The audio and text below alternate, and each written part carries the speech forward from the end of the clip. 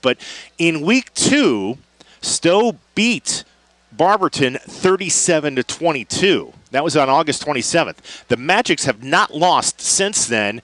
Among their signature wins this year, a victory on the road on September 17th against the Highland Hornets, 28-21. Highland is the top-seeded team here in Region number 6. So, despite the fact that Barberton owned the win against Highland still, because of computer points and second-level points, things like that, had the edge in terms of the seeding. And then Barberton on October the 8th, on a night that was delayed, if you'll recall, by storms and rain all over Northeast Ohio, including the game that we were at that particular night, Barberton upset undefeated, or at the time, Aurora, 14-6 in a game that saw Greenman quarterback Alex Moore go out with a leg injury. Moore, by the way, is back now finally for the Green Men, but that was a huge win for Barberton, and I think it signaled to everybody in Northeast Ohio that, this is a good football team. We were here 2 years ago and watched Barberton go toe-to-toe with a Massillon team that I believe made it all the way to the state championship game, if not to the Final Four that year.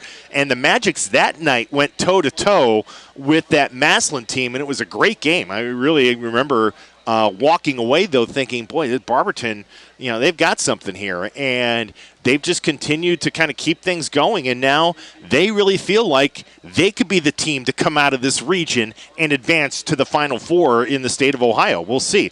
Barberton got their playoff victory here at Sharkey Stadium last week, a 38-7 victory over the Lakewood Rangers. And Barberton tonight, they are explosive on offense. They rack up 33 points a game. They're well-balanced. Chandon Lee is their quarterback. He's got 3 terrific targets in Cage Lowe, Rylan Angeloff, and Hayden Macco. And they also like to run the football. Cameron Macon will get it early, and he will get it often. And we'll also call the name both sides of the football of John Jackson. He's a 260-pound senior, a Kent State commit, tight end on the offensive side, and a terrific defensive tackle when Barberton is on the defensive side. Olmsted Falls, this is the second year in a row we have seen them in the postseason. And after losing last year at home, they were heavily favored against a one-win North Royalton team, but the Bears pulled that miraculous upset in a tremendous game, and I'm sure we'll talk more about it as the game progresses. Olmsted Falls has come back and had a really good year under Tom DeLuca in his 9th season with the Bulldogs. Only blemishes on the record for O Falls this year, a Week 2 loss at home against Brunswick, 28-21. And Brunswick's a good football team. I mean, 6-5 or not, that's not a loss that I think you feel that bad about. And then had a classic game against Avon, their SWC rivals, on October the 1st, and led that game for a good portion of it before finally losing to the Eagles 41-29. But, I mean, you look at what Olmsted Falls has done since that loss. They blew out Amherst 49-7. They blew out Avon Lake 35-3. That was the one that I think raised everybody's eyebrows. They outfought and outshot Berea-Midpark 63-49 at Finney Stadium in the regular season finale to clinch a share of the SWC title. And then last week at home, Olmsted Falls beat Valley Forge 30-15. Olmsted Falls, by the way, gonna get a refurbished stadium next year, including field turf. One of the few remaining areas in Cuyahoga County, maybe outside the Senate League. And by the way, that's changing thanks in large part to what the Browns have been doing with the Cleveland Metropolitan School District. Not that many schools now in Cuyahoga County that are on grass fields, and Olmsted Falls is going to wipe their name off the list after this year. So, but Olmsted Falls, we saw it last year. We'll see it again. They are a running football team. It doesn't mean that Charlie Ciola can't throw. He's had a pretty good year throwing the football, but they like to run. They like to run with Rocco Conti.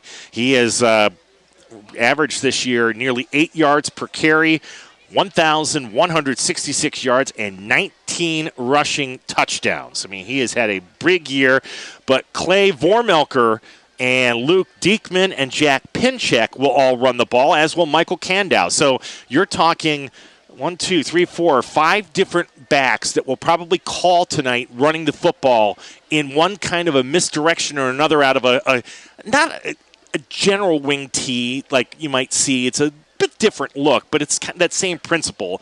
Misdirection. Players going in different ways from the wings. So we'll see kind of how they operate tonight, but Ciola can also run the ball. He's their second leading rusher this year, 646 yards rushing, just under 7 yards per carry, and 3 touchdowns. Both these teams have championships in the regular season. Olmsted Falls, we mentioned, they shared the Southwestern Conference title with Avon. Barberton, your champions of the American division of the Suburban League. Olmsted Falls is already out and ready to go. Barberton now finally set to come on the field here, waiting until about a minute left on the clock. But now we're ready here to see the Magics make their way in the field. The winner of this game will advance to the regional semifinals next Friday. And after this week, by the way, we go to neutral sites from here on in. So that means for me, it's always the fun part of my Friday night and Saturdays into Sundays, guessing where games are going to be played. But the winner of this one will play either Avon or Fremont Ross in the regional semifinal next Friday night. So you could have, conceivably, an Avon-Olmsted Falls rematch. You could get Barberton-Avon, or you could get the Little Giants of Fremont Ross throwing a shocker. And it wouldn't be that big of an upset, but it would be an upset if they could knock out Avon. But I'll tell you, talking to people about this game and this Region 6 as we get ready here for tonight, a lot of people still believe that the best team in the region, despite the fact that they were the 2 seed, is Avon. So we'll wait and see how things play themselves out tonight. We'll keep you posted on scores. Tyler Carey will be feeding them to me throughout the evening. And we will certainly keep you abreast of what's happening around Northeast Ohio. Barberton won the toss, and Tony Gatto said, I want the football right away. So that means we'll see Chandon Lee and company to start this game. Lee at quarterback, Cage Lowe, Ryland Angeloff, Hayden Macco are the receivers, John Jackson at tight end, Cameron Macon and Mason DeWitt are your running backs, Wesley Jones, Tyler Cox, Dominic Cart, Avery Mackin, and Jaquel Springer on that offensive line. They run a jumbo package. I think actually Tony Gatto calls it a beef package, and they actually bring in bigger guys on their offensive line, but they've got 3 guys that are at least 260 pounds. Kick is away. Tonight's game is underway. Barberton's got it at the 25 on one of the up men, and they'll take it out to the 35-yard line. That was Hayden Macco who returned that short kickoff by Noah Minadio. And 1st and 10 for the Magics from their own 35-yard line. Olmsted Falls will operate defensively out of a 3-4. Sean Haber, Colin Simon, Nate Urey up front. Marcus Criswell and Adam Varga are the outside linebackers. Luke Diekman and Danny Reiser are the inside backers. And Sean Hollenbeck, Robbie Kamenowski are the corners. Jack Quinlan and Jack Pinchek are the safeties. Here we go, 1st and 10, Barberton, as we get tonight's game underway. Division II, Region 6, quarterfinal matchup. It will be a give on 1st down. I believe that's Macon, and he'll get out to the 39, near the 40-yard line, just kind of able to keep his feet moving and picking up a couple of extra yards. Actually, it's Chris Smith getting the first carry of the night. And Reiser on the tackle for O Falls. It'll be 2nd down and 5, so give Smith a gain of 5. Barberton will operate out of the pistol. They'll go 2 wide receivers with Jackson the tight end. And Smith will get the carry again, bounces to the left, and then cuts back right. And he's going to be brought down for a loss back at the 35. Marcus Criswell just stayed with it and did not allow Smith to break free when he tried to make that cutback move. They'll mark the loss, though, only back to the 39. So only a loss of 1 there when it looked like Criswell had him back a little bit further. 3rd down, 6 now for the Magics at their own 39. DeWitt will go in motion and play on a wing left. Receivers to each side. Again, out of the pistol. Quarterback Chandon Lee has Smith on his hip pocket to the right. Lee looks to throw. Flushed. Here comes Criswell, and Lee's just going to throw it away and throws it into the bench, incomplete. And the Magics go 3 and out to start the game. And I'll tell you what, Marcus Criswell had himself a heck of a drive there for Olmsted Falls, a tackle for loss, and then heavy pressure on Chandon Lee there on third down. So we'll see Trenton Dorfler in to punt for Barberton. And Olmsted Falls will have Jack Pinchek and Rocco Conti in double safeties at their own 20. A pretty good-looking defensive stand for the Bulldogs, though, to start the game. As the punt is away. Good pressure that time for the Bulldogs. And Conti's going to let it bounce inside the 25, and it'll roll to a stop just inside the 20 at the 19-yard line of the Bulldogs.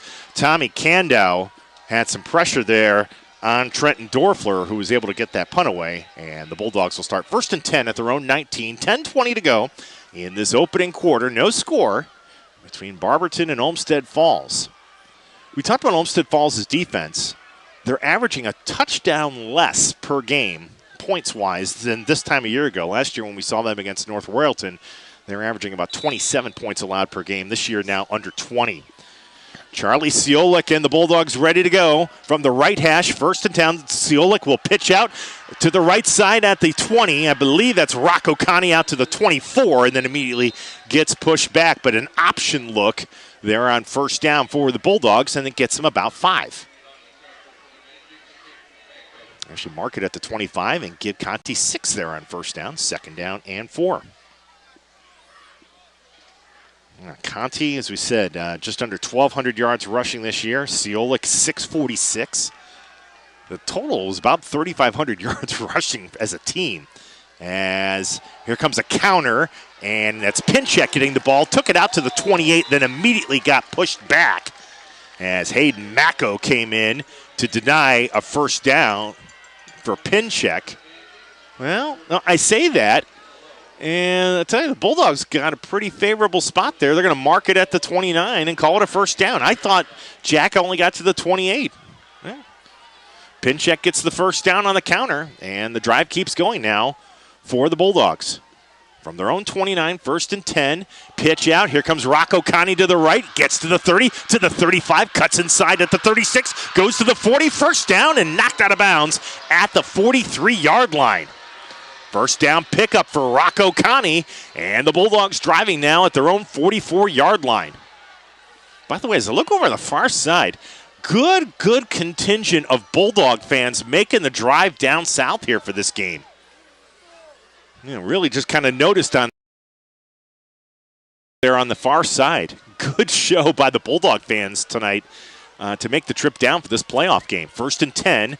At their own 44, give to the first man through. That's Vormelker, and Clay will take it forward to near the 49-yard line. That's going to be got a gain of 5 for the Bulldogs. 2nd down and 5. Vormelker averaging about 5 yards per carry. And Falls running the ball well. Again, you know what you're facing against Olmsted Falls. It's not a mystery. It's just a question of if you can stop it. Flanks out to the left, Gavin Moore to the right. Again from the wing. 2nd and 5. Rocco gets it, and this time Conti will not break away as Drew Terry grabbed a hold of him and helped to bring him down. Back, that's going to be a loss, I believe, of about 1 to the 48, and it will be 3rd down and 6. So you got Vormelker, Conti, the starting running backs. Michael Kandow kind of plays that slot position with Pinchek. And we'll give you the rest of the starters here in a second. 3rd and 6 for Olmsted Falls at their own 48. 2 backs in the backfield now as they come out of the wing. Siolik will send Moore in motion. He'll give Conti on a pitch right. He's got the 1st down to the 40, to the 39 of the Magics, and down there. Another big run for Rocco Conti operating from the option, and it's a 1st down for Olmsted Falls at the Barberton 39-yard line. Offensive line, Andy Voisenet at left tackle, Ramey Awad at left guard, Colin Simon is the center, Danny Reiser at right guard, Dom Rivera is the right tackle. And that offensive line doing some good work on this drive. We're under 8 minutes to go. 1st quarter, no score. Trips left now for the Olmsted Falls Bulldogs. Under center is Siolik.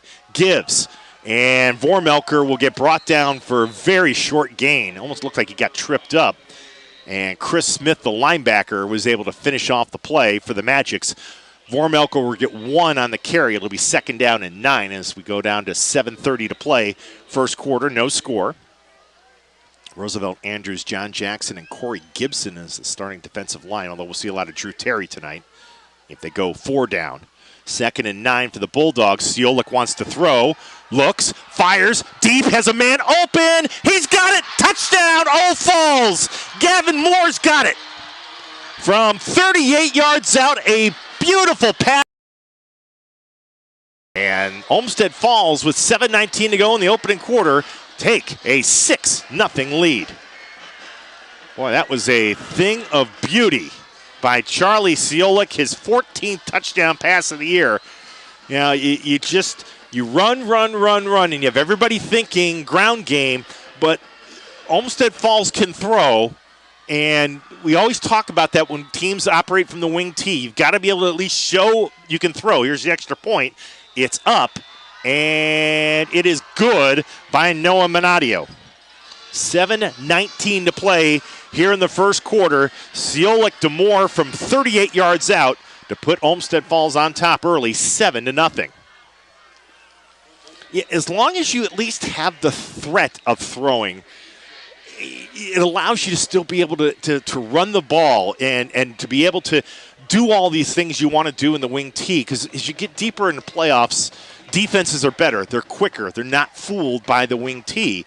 So as long as you at least show you can throw, you've got an opportunity to still be successful. And, you know, that Siolik just threw an absolute dime, and Gavin Moore just basically had to run under it and make the catch for the touchdown. So, yeah, they hammer you away with Rocco Conti, and it was just kind of hammering it right behind Reiser and Rivera. And then finally, when you're thinking run, the Bulldogs go deep for the touchdown. Short kick will be fielded at the 25 on a running catch. Here comes Mason DeWitt trying to go to the outside, and he'll be brought down at about the 31-yard line. So Olmsted Falls strikes first tonight on the 38-yard touchdown pass. They lead it 7-0 with 7:12 to go here in this first quarter.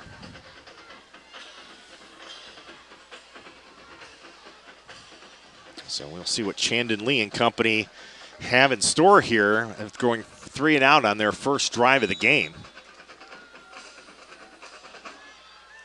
And we will see for the first time tonight Cameron Macon in the backfield. He will stand, well, he was going to go to the left of Lee. Now he'll go behind him in the pistol. 1st and 10 for the Magics. Lee to throw, little bubble screen. It's dropped at the 31-yard line. Thrown a little bit low for Mako, and it's incomplete. It'll be 2nd and 10. Yeah, right play call there, but Lee, not an accurate throw. So I'll bring up a 2nd down and 10.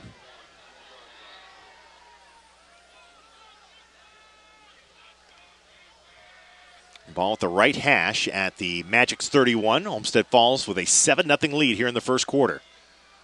Now 2 in the backfield for Lee. He's got 2 wide receivers. High snap, pulled down, gives the ball to Macon, and Macon is going to be brought down at the line of scrimmage. Just no room for him to operate. Danny Reiser came over to finish it off after a gain of 1. It'll be 3rd down and 9. And that's been one thing. Barberton really loves to run the football, and you know, if they struggle with it, it's going to make things a lot harder on Chandon Lee. But Lee's had a good year throwing the football. Make no mistake. This is a team that is well-balanced. Cage Lowe comes out wide right. 4 wide receivers now for the Magics. 3rd and 9 at their own 32. Lee will give it on a draw. Here comes Macon, and he's going to run right into Marcus Criswell. Broke away momentarily, but then brought down at the 38-yard line. Criswell slowed him up enough to allow his teammates to come over and finish off the play. And amongst those helping was Nick Lisi to finish it off on the tackle, and another 3 and out for the Magics. And quickly now, Dorfler into punt, Pinchek and Conti, double safety. Well, wait a minute now. Now they're coming off the field and bringing the offense back in, and officials take time here, and I think Barberton's going to take time. Nope, they made Olmsted Falls take timeout. By virtue, Tony Gatto sent the punt team in and then quickly pulled them back and had the offense go back in. Like basically we're gonna go for it and just do a quick run. And they were able to force Olmsted Falls to take a timeout to put the right personnel back in. And we talked about it offensively. You know, the Magics have different personnel groupings. I mean, they've got a beef package where they use John Jackson and Roosevelt Andrews and an extra offensive lineman. So they're used to shuffling players in and out very quickly, and that was the case. It was so quick that it essentially just forced Olmsted Falls to use a timeout, and they're going to bring Dorfler back into punt. We'll see. You know, it's an interesting tactic. We'll see later in this half if not having all their timeouts comes back to hurt the Bulldogs, and now they're going to do it again. They rotate the punt team out. They bring the offense back in, and they haven't started the play clock yet. So, and the Bulldogs just took another timeout. That is, folks, I got to tell you, I've never seen that before. It's one thing to do it once. Fool me once, shame on you. But they just did it again, and Tom DeLuca just took another timeout. I think I'm quite sure what we need to do if they do this again, and the defense wasn't ready for it. So the Bulldogs now have just one timeout remaining in this first half. Just thanks to, as my pal Kenny Rhoda would say, trickeration. Again, they show punt. Play clock has now started. Olmsted Falls shifting the defense all over the place, but for the moment it looks like Dorfler's going to punt. Now they bring the offense back in. And a flag goes down, offsides against Olmsted Falls. That's going to be an automatic first down. That is unbelievable. I got to tell you, I've watched high school football for 20-some-odd years. I've never seen a sequence like that before, where you literally, by showing punt and then faking, force your opponent to take two timeouts and then line up off sides, and you get an automatic first down. That's a new one. Magics unconventionally get a first down. That was their first down of the football game. A little bit of a delay here. I don't know if Tom DeLuca was saying something to the referees or not, but on the ground on first down, Roosevelt Andrews has it. And then the ball came out, and I think the Bulldogs have it right in front of me. No, as I said that, no, they got it back. I think Cage Lowe made that recovery at the Magic's 48-yard line. That was almost a disaster. After you just get that momentum and you get that amazing sequence, and then you almost cough it up. But Magics maintain possession. Lee in the shotgun. He's got a man to each side of him and two wide receivers. They may be in this beef package right now. They'll go on the ground. It's Smith getting it. He'll go into Olmsted Falls territory to the Bulldog 49-yard line to bring up a third down and about two. Yeah, I'm watching what they're doing. I mean, they literally bring in 3 or 4 different guys, and now it looks like they're back to their base package here. Tight formation. Now this is the beef right here. On the ground, Macon. Second effort should have the first down to the 46-yard line of the Bulldogs. Nice job by Cameron Macon to just kind of stay with the play. And it does look like they have the first down. That's the first offensive first down tonight for Barberton. Well, you know what? I gotta tell you, Tony Gatto and his coaching staff, that's discipline right there. The fact that they can shuttle lineups in and out like that, both on their punt team and now here on offense, that's pretty amazing. Lee under center, gives to Macon out of the beef package. They'll cross the 45 and down to the 42-yard line. I mean, the beef package is incredibly tight. There's no wide receivers. And I think they've got, it almost looks like they have an offensive lineman, a fullback, and a tailback all in the backfield. Macon, by the way, slow getting up, and is walking off the field with a little bit of a gimp there. I believe Chris Smith now will take over as the tailback. And this time it'll be Lee keeping it. Little student body right. He'll get to the 41 and run out of bounds there. Only about a gain of 1. Luke Diekman, inside linebacker, on the stop.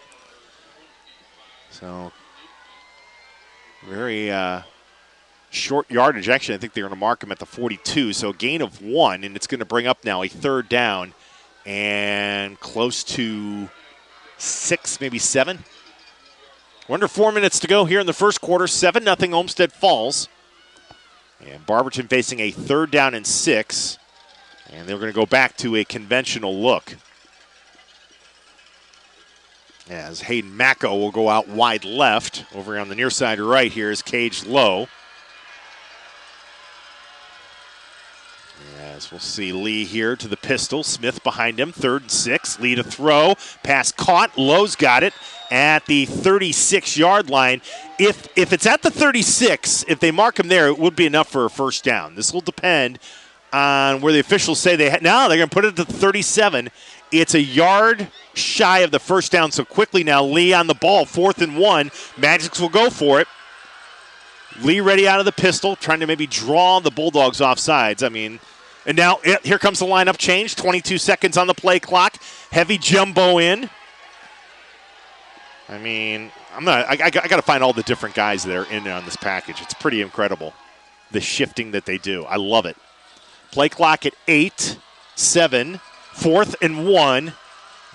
Lee with a heavy count here. 3 seconds, 2 seconds. They better call something. Timeout. There it is.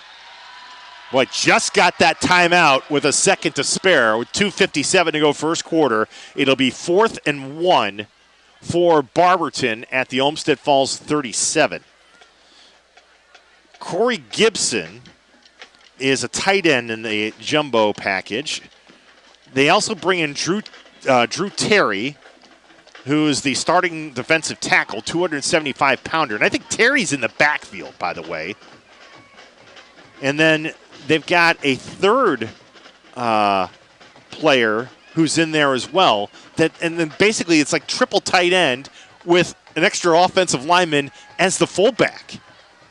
No wide receivers. Nobody's flanked out. Literally, it's a tight formation with a lot of beef. Thus, the beef package. Let's see, there's another one. DeMarcus Hale, who is a 350-pounder, looks like the fridge. He plays there too. Now, for the moment, I'm 4th and 1. Oh, no, I got a flag down here. Stand by. Well, and now it's going to be a penalty against Barberton.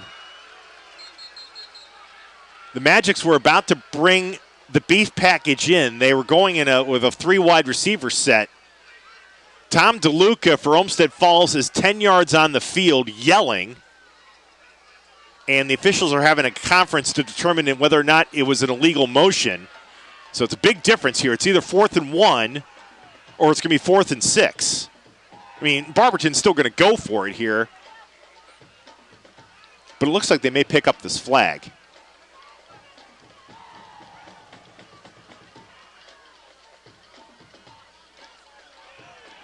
No, it's a penalty against the Magics. Back it up to the 42. Sarcastic cheer from the Olmsted Falls faithful. And instead of 4th and 1, it's going to be 4th down and 6.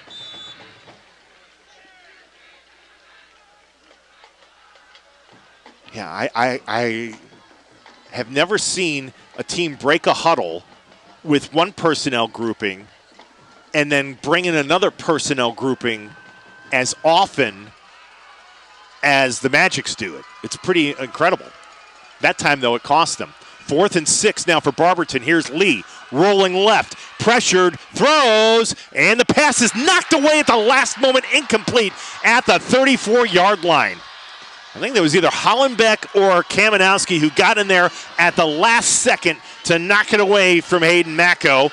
And again, Olmsted Falls' defense able to hold, and the offense will take over 1st and 10 at their own 42-yard line. But that last penalty, though, was big against the Magics. It took them out of the beef package and made them have to become more of a throwing team. Not that they aren't. Lee had it there, but the throw kind of was a little bit, it sailed a little bit, and it gave the defender a chance on the far side to knock it away. Bulldogs take over, 2:49 to go, first quarter. They lead 7-0 at their own 42. Ciola. Before he does, we've got a false start called against Stow Falls. Back it up 5, make it 1st and 15 back at the 37. Scoring in this game, a 38-yard touchdown pass from Charlie Ciolik to Gavin Moore. It was set up by a couple of nice Rocco Conti runs. We've seen trickeration from the Magics, a sequence when they went to punt and then showed fake twice to make Olmsted Falls take 2 timeouts and then force them off sides. Ciolik, option pitch. Here comes Conti, cuts in at the 40 to the 41 and then put down there. So got 4 of those 5 yards back. It'll be 2nd down and 11.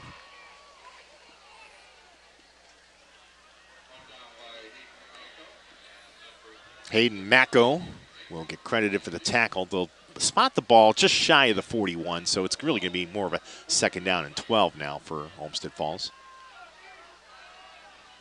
As again, they'll operate in that wing set, 2 to each side. They'll move Gavin Moore as a tight receiver left. Ciolik under center. Sends a man in motion. It'll be a pitch coming left here on the near side at the 40. That's Pinchek to the 44-yard line and put down there. So Jack Pinchek will get about 3.5 on that run, and it'll be 3rd and long here for Olmsted Falls, about 3rd down and 8. Pinchek this year as a runner, 23 carries for 103 yards. He's also scored a couple of touchdowns as a receiver. Pinchek and Moore will flank out wide right. Over here on my near side, Carson Atkins wide left. Ball at the left hash, 3rd and 8. Rocco Conti in motion. Ciolik drifts to throw from the right, rolling, looking, runs out of bounds, back at the 35-yard line. Well, that's essentially a sack there as they run him out of bounds. Good pressure from Corey Gibson coming in from behind, and just Ciolik ran out of real estate. Would have been better advised just to throw it away. Instead took about a 7-yard loss there, and it's 4th and 17. And we'll see Noah Minadio into punt and cage low in single safety inside his own 30.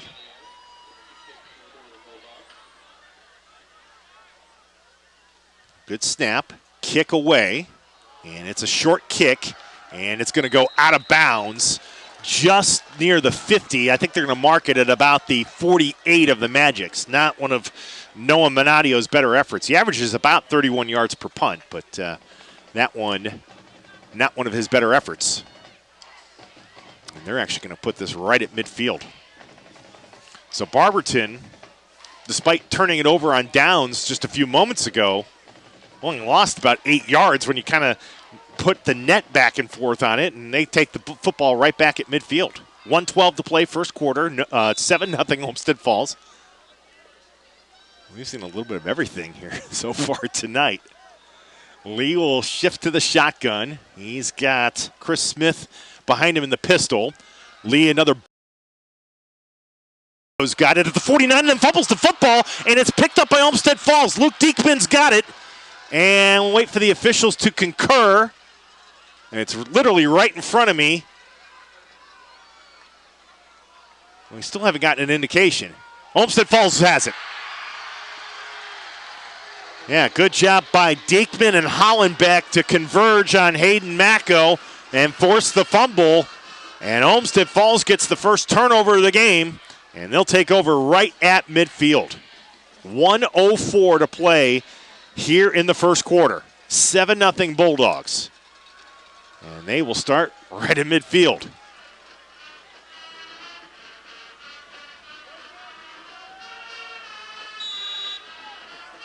And Luke Diekman, after he just made the fumble recovery, he'll play tailback. And Ciolek goes under center on first down. And he'll flip. Here comes Rocco Conti to the right to the 45. First down to the 40. And runs out of bounds at about the 36-yard line. Took a Magics player with him. He gets about 14 yards on that pickup. Actually, call it 15. They'll move it right up to the 35-yard line. First down as we go under a minute to play here in the first quarter. Bulldogs out to an early lead, and they want to stretch it out here again. At the Magics 35 over on the right hash. Got Moore and Atkins tight as the receivers. And it'll go on the ground. Here comes Conti to the 30, and Rocco down to about the 29-yard line. Just kind of kept that play going and picks up about 5 on that play. Second down and 5 as clock stops momentarily. I don't know why, but now it's operating again. Probably see one more play here before the end of this first quarter. Yeah, first quarter that's been really, with the exception of that sequence of timeouts, I mean, Olmsted Falls has pretty much had things go their way here in this football game. Conti will shift in the backfield. Ciolek wants to throw on second down. Fires. Conti's got it first down at the 20. Rocco to the 15. He's to the 10-yard line.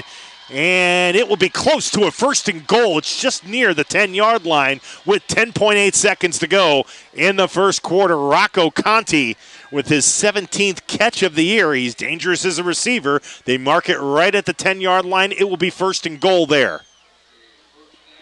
Boy, I tell you, I'm impressed with Charlie Ciolek as a thrower. He really, in the 12 months since we've seen the Bulldogs, he has really enhanced his ability as a thrower in addition to what he does running this offense. Wings to each side. Diekman in the backfield. And Diekman's going to get the carry, and Luke's going nowhere on the play. Might have actually lost about a yard, and that's going to do it for the first quarter. It'll be second and goal when we start the second quarter over on the south end of the end zone. 1 quarter in the books here in Barberton. Olmsted Falls on the strength of a Ciolek to Moore touchdown pass lead at 7-0 here at Rudy Sharkey Stadium. It has been Olmsted Falls with Rocco Conti just kind of dictating the pace and tempo of this game.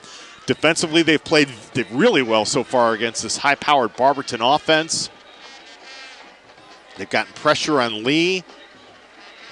Yeah, again, the only thing, I think of Tom DeLuca, the only thing you didn't like was the sequence when Barberton tried to punt and then bring back in their grouping for short yardage offense and force the Bulldogs to take 2 timeouts and then commit that offsides penalty. Other than that, it's been pretty spot on.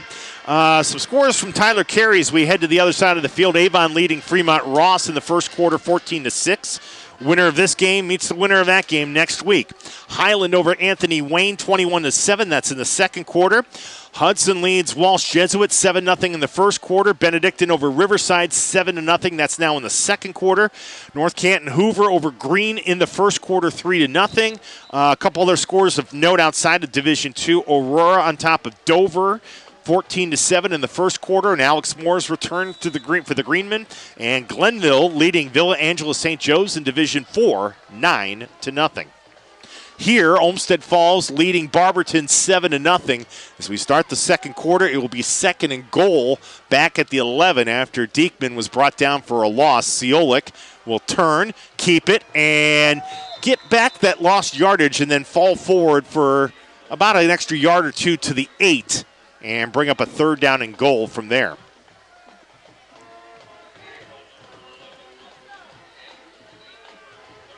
Yeah, as I say the 8, that's probably a little generous. They're going to mark it at the 9, so third down and goal coming up. But you're probably close enough now where if you don't get it here, you can bring in Minadio to kick a field goal. Atkins out wide left. Moore wide right. Third and goal at the 8. Pinchik in motion. Here comes the option pitch. Conti to the 5. Cuts into the 1. Can he get in? Yes! Touchdown, Rocco Conti and the Bulldogs. Rocco was not going to be denied as he was able to get that ball in from 9 yards out. That is his 20th rushing touchdown of the season.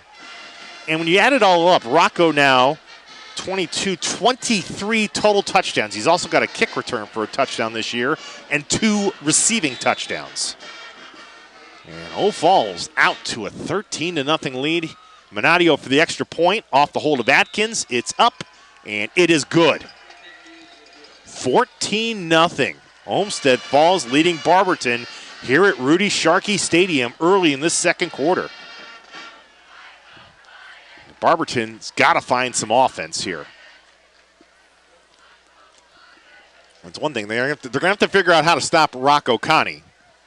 That's one issue, but I mean, they've got a team that averages 33 points per game. They've got to figure out how to get some offense here quickly and kind of get a life and some spark into this crowd.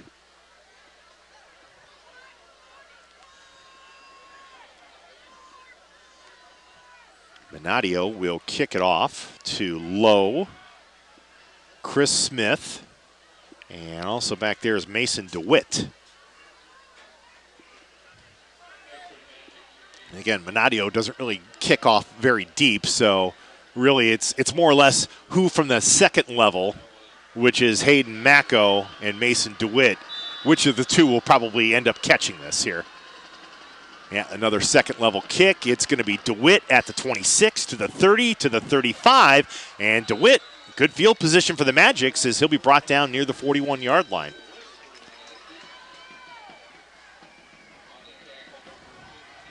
So let's see what Barberton, I should say, can do on the offensive side. They've really struggled here so far to move the football. Yeah, Olmsted Falls, especially their linebacking core, Diekman and Criswell have done a good job of bottling up this running game. And so far, we've really not seen Chandon Lee take too many shots downfield. There's been a couple of bubble screen attempts, and that's really been about it. One of them resulted in a fumble. Ball was marked at the Magic's 39, and it's a first down there. Lee to the shotgun. He's got 2 backs with him. And another bubble screen coming. He's got Lowe back at the 35. Breaks an initial tackle and then brought down right at the line of scrimmage. Just a slow developing play because that throw was behind Lowe.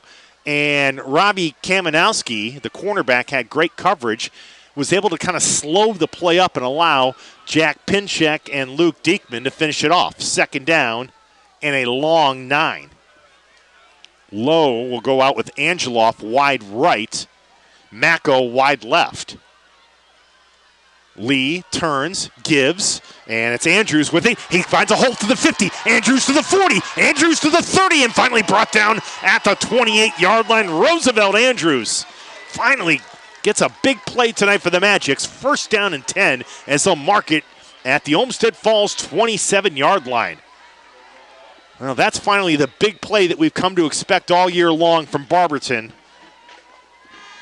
Xavier Mackin will check in.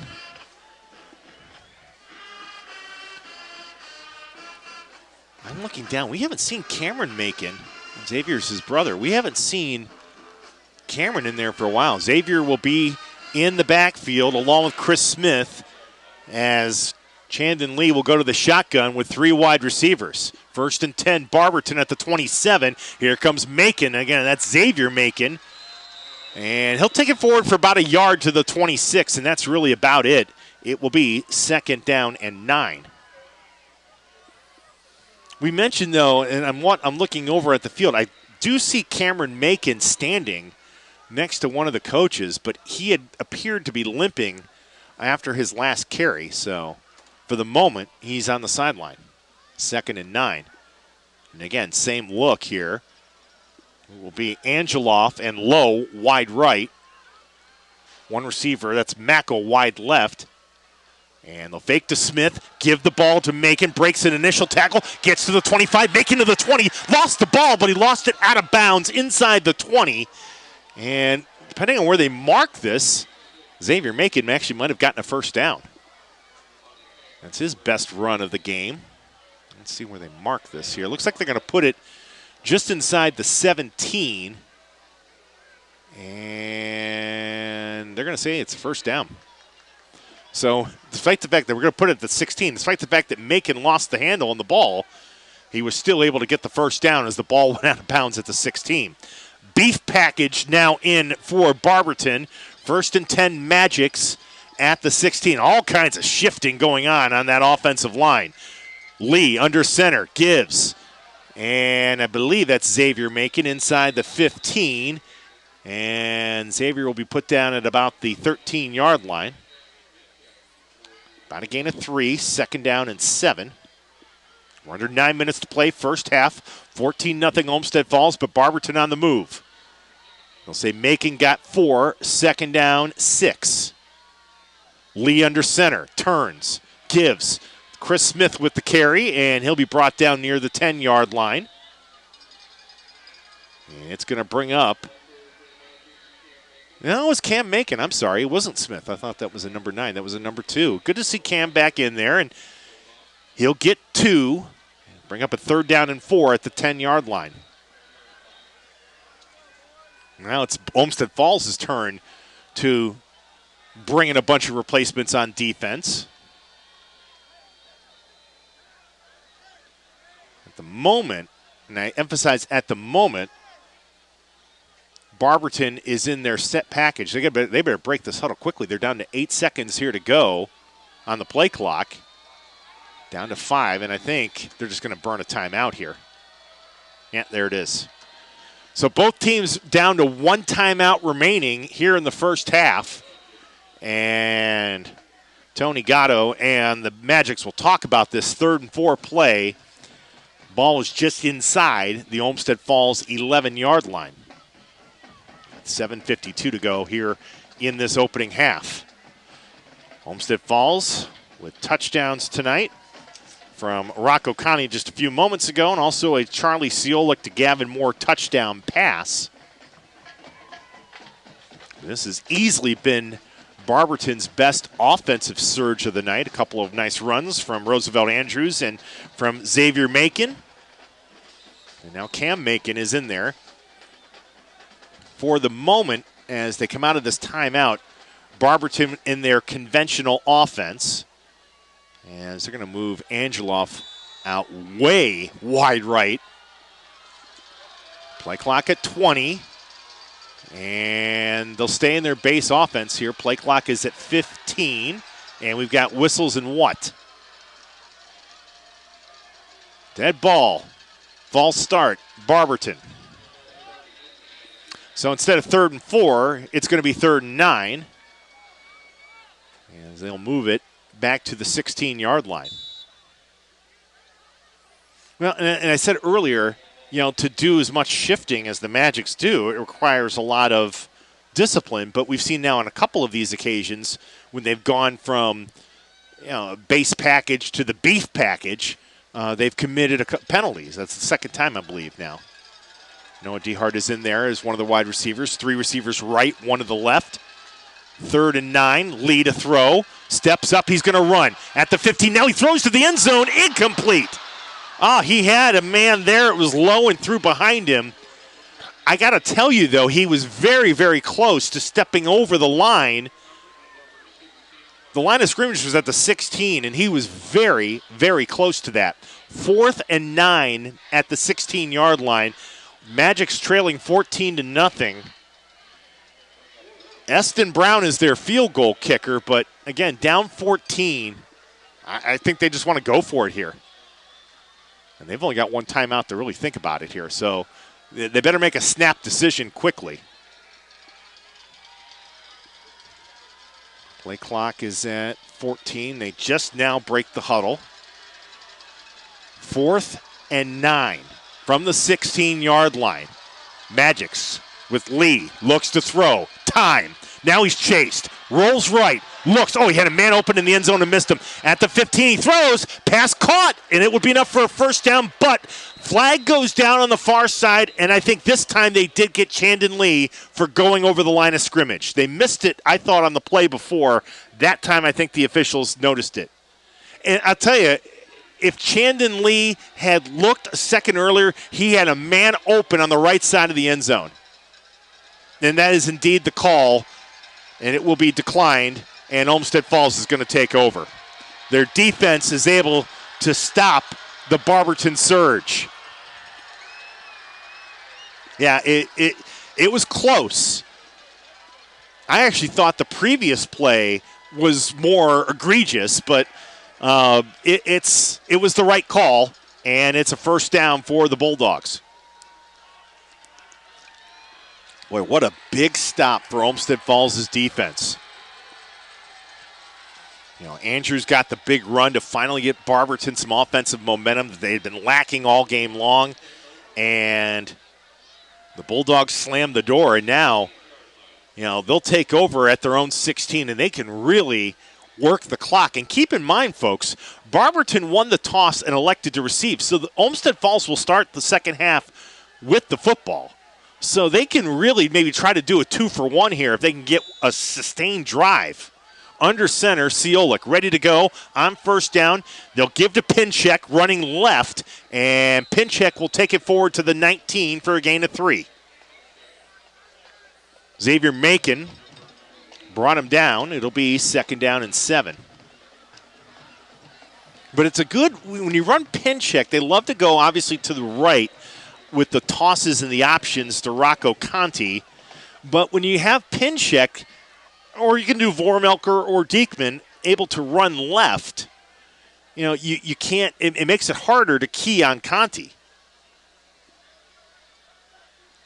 The Bulldogs, though, being very deliberate here. The play clock is now down to 10, and they're just breaking the huddle. Under 7 minutes to go in the first half. They lead 14-0. Ciolik on second down. Here's the option. He'll keep it, and Chris Smith will bring him down at the 21, maybe the 22, with a little bit of help from Roosevelt Andrews. And it will bring up a third down and 5.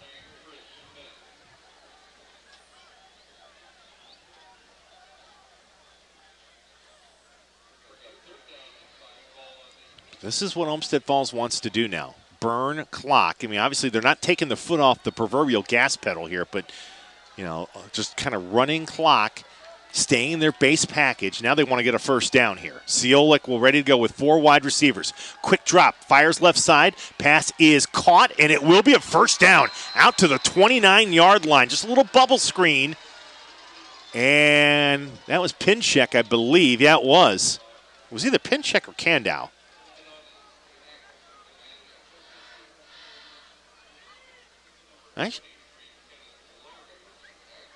Forgive me. Kenny Larry made the tackle. I think that might have been Kandow who actually made that catch. But it's a first down for the Bulldogs regardless.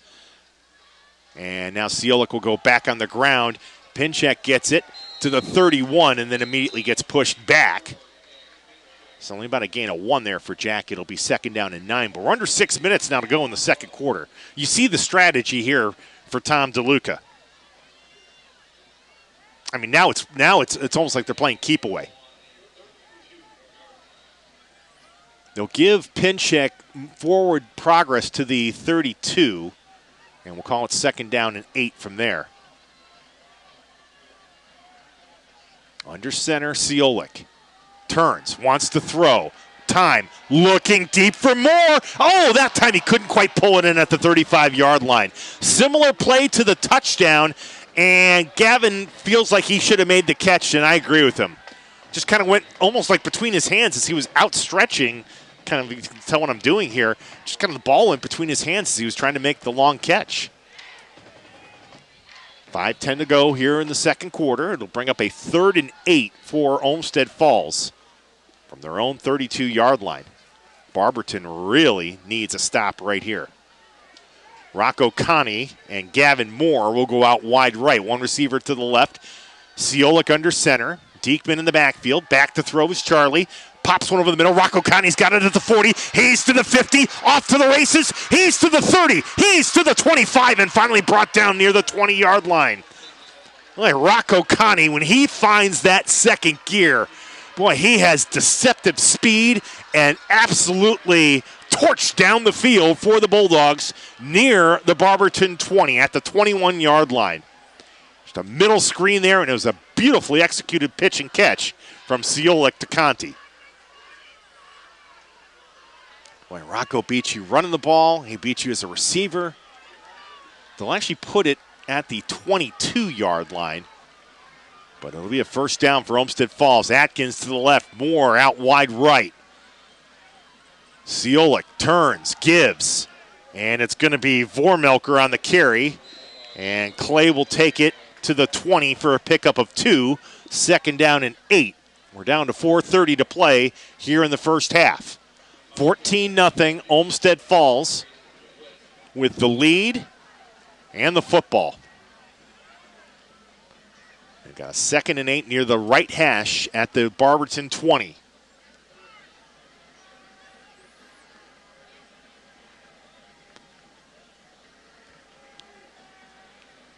Atkins and Moore, your receivers. Pinchek and Conti, the wings. And Vormelker, the deep man in the backfield. Fake to him. Rolling left, Ciolik. Looks. Atkins in the end zone. Comes back out and makes the catch at the 2-yard line. And gets knocked out of bounds there. It'll be 1st and goal for Olmsted Falls. Yeah. Throw was just a little bit short, so Atkins had to come back for it. But he got it at the 2 to set up a 1st down and goal. I don't think Ciolik's missed tonight. He has been flawless throwing the football. Ball at the left hash. Olmsted Falls will have it now 1st and goal at the 2. Trying to go on top, perhaps 21-0 here in Barberton. As Max Danko checks in as an extra tight end. Ciolik looks, gives. Rocco Conti walks into the end zone. Touchdown, Falls. 21 rushing touchdowns in 2021 for Rocco Conti. Olmsted Falls 20, Barberton nothing. And Rocco Conti is having an absolutely monster first half at Rudy Sharkey Stadium. Extra point for Minadio. Off the hold of Carson Atkins. It's up, and it is good. 3:45 to play in the first half. Olmsted Falls 21, Barberton nothing. I got to tell you, I'm not surprised Olmsted Falls is winning this game. I am surprised that they're doing it so easily like this. Did not see anything like this coming. I mean, Barberton's defense coming into this game had only allowed 15 points per contest. I mean, they had played well against some very good offensive teams this year. But they have had no answer to the wing T of Olmsted Falls, led by Rocco Conti.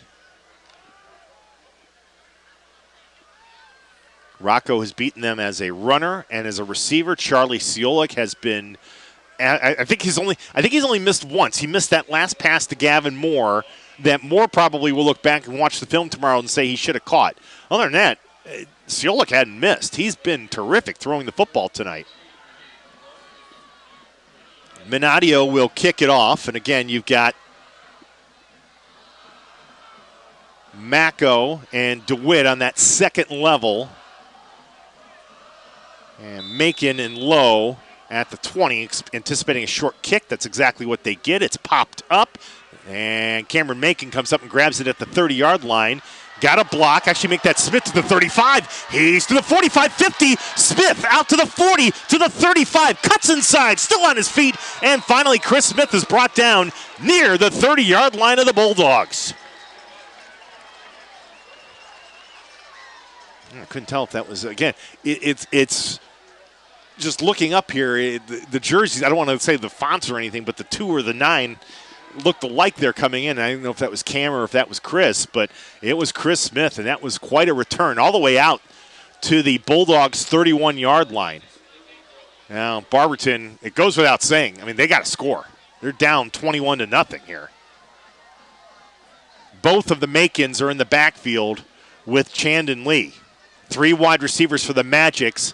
Give it to Cam Macon. He'll run to the 25, inside the 25, down to the 24-yard line. Nate Urey on the tackle. It will bring up, and quickly now, Magics go to the ball, and they'll give it to Macon again. Again up the gut. He'll take it to the 21-yard line. Oh, that was Xavier Macon. And, they blew the whistle after Xavier.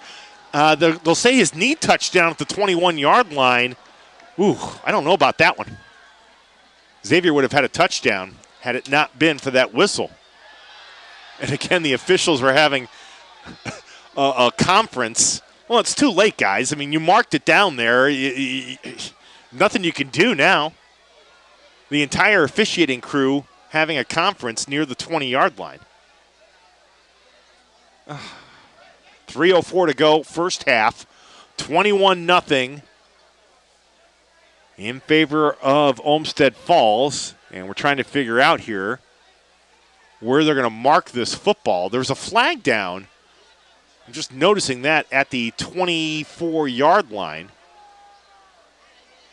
I thought Macon's knee touchdown, if it indeed did touch, at the 21.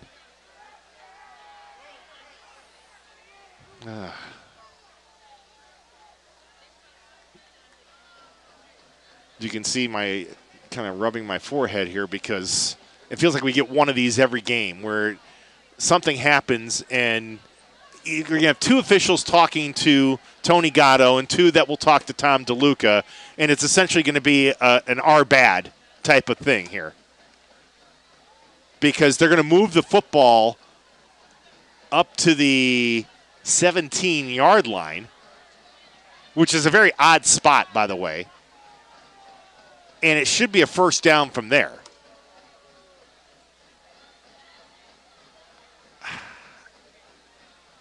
The spot is very odd. That's not where Xavier Macon would have been down.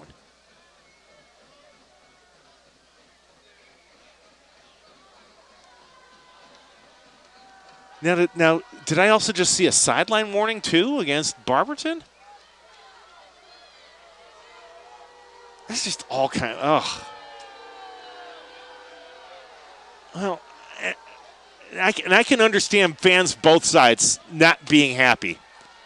Somebody had a quick whistle, and the officials are splitting the difference and putting it at the 17-yard line. Lee will give. Here's Cam Macon. Going to be brought down back at the 20-yard line. Nate Urey from his defensive end spot with help from Marcus Criswell on the tackle.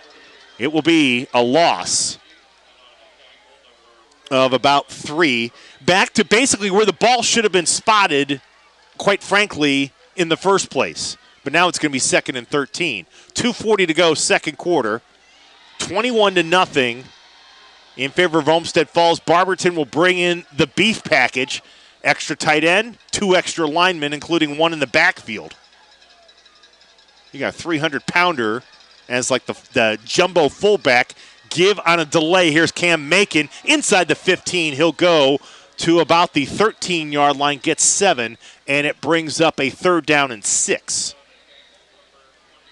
Remember, each team only has 1 timeout remaining in this first half. 3rd and 6, Magics from the O Falls 13-yard line. Lee, again out of the beef package, very tight formation, and went to pitch it out to Macon, and we've got a flag down. False start. Well,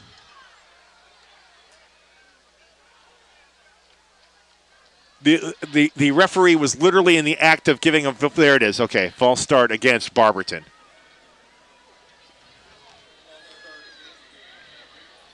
And I would think that would take the Magics. And Barberton, this has been one of the problems. When they've gotten down into the red zone or near the red zone, they've had little penalties, little mistakes, but have been critical mistakes in the big picture.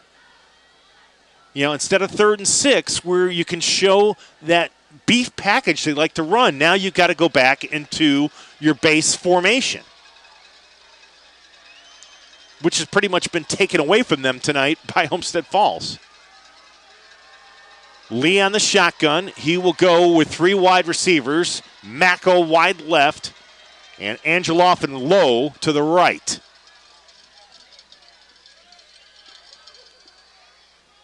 And again, these crazy stoppages. I have no idea why the officials or have us in a delay mode here.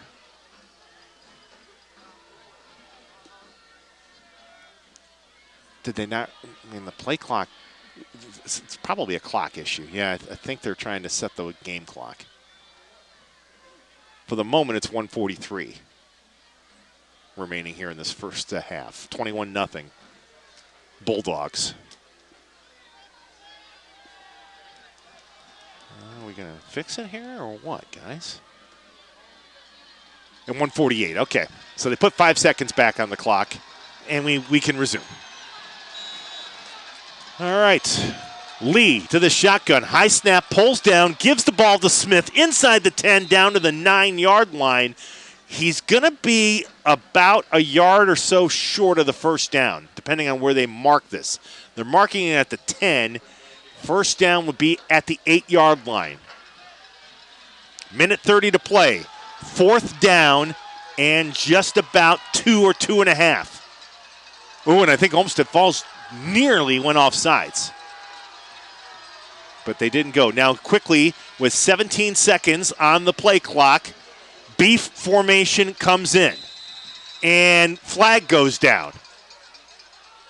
False start against Barberton. So the officials basically now, since the first quarter, have taken that. I feel like they've totally taken away. And you'd have to look at the rule book, but basically they're not allowing Olmsted Falls is not allowing Barberton to make that shift of personnel once that play clock gets wound. Every time they're doing it, basically now it's getting penalized. Now, I haven't seen them mark off, though, this last penalty. I think they're saying Barberton took a timeout before a penalty would have taken place. So the Magics are out of timeouts. That much we know. So it will still be 4th and 3 at the 10-yard line. They need to get just inside the 8. So 2.5 or 3 if you want to split the difference. 21-0 Olmsted Falls. And keep in mind, again, the Bulldogs will start the second half with the football. So if Barberton doesn't score here, they may not see the ball again for a long time. Here we go. From the beef package, the give is to Cam Macon. Not going to get there. Olmsted Falls bottles it up right at the 10-yard line. Adam Varga led the charge. Colin Simon was there. And just another great defensive stand by Tom DeLuca's defense. All night long, when Olmsted Falls' defense has needed a play, somebody to come up and make a play, it's been there. And they continue to shut out this high-powered Barberton offense. You would imagine here, for Olmsted Falls, they'll take over at right around their own 10-yard line. So you would think maybe a run or so and then head to the locker room with a 21-point lead, knowing that they're going to start the second half with the football. At halftime, we will have, by the way, I want to remind everybody that we are brought to you by Chick-fil-A, High School Football Game of the Week, brought to you by Chick-fil-A, the home of the original chicken sandwich.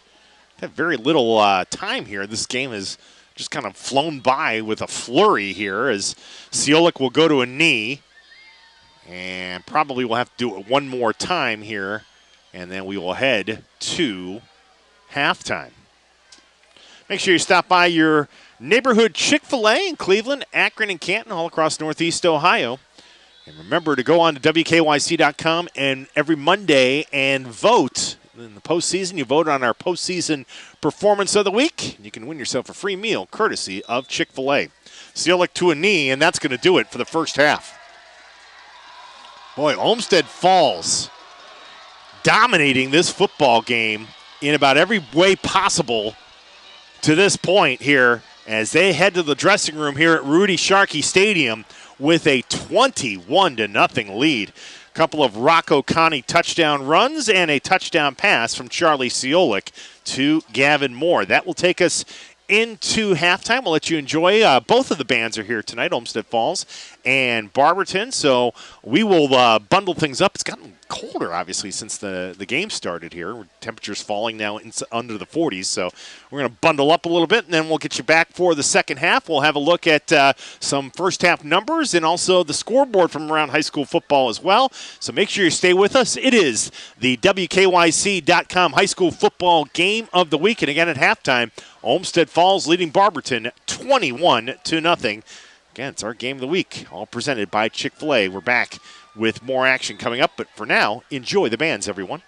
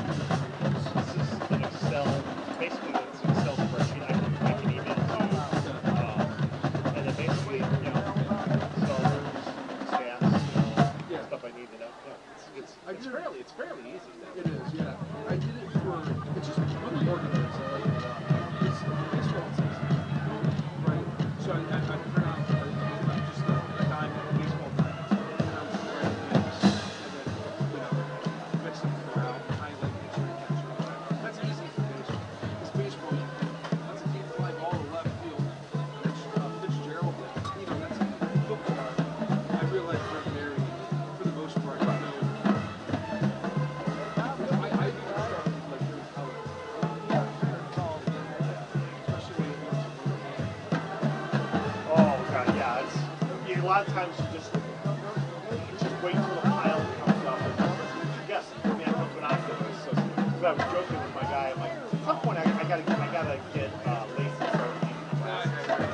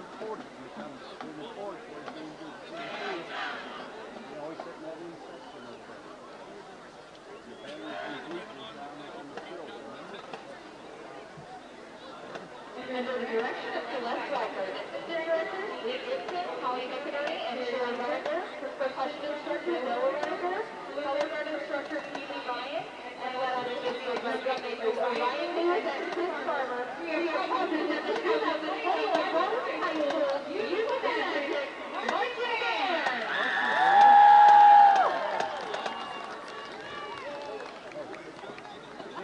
Our show tonight features music selected by our students. Starting us off is the 1969 classic that baseball and football fans alike will recognize. Bring right in band and featured at every Red Sox home game since 1997. Here is Sweet Caroline.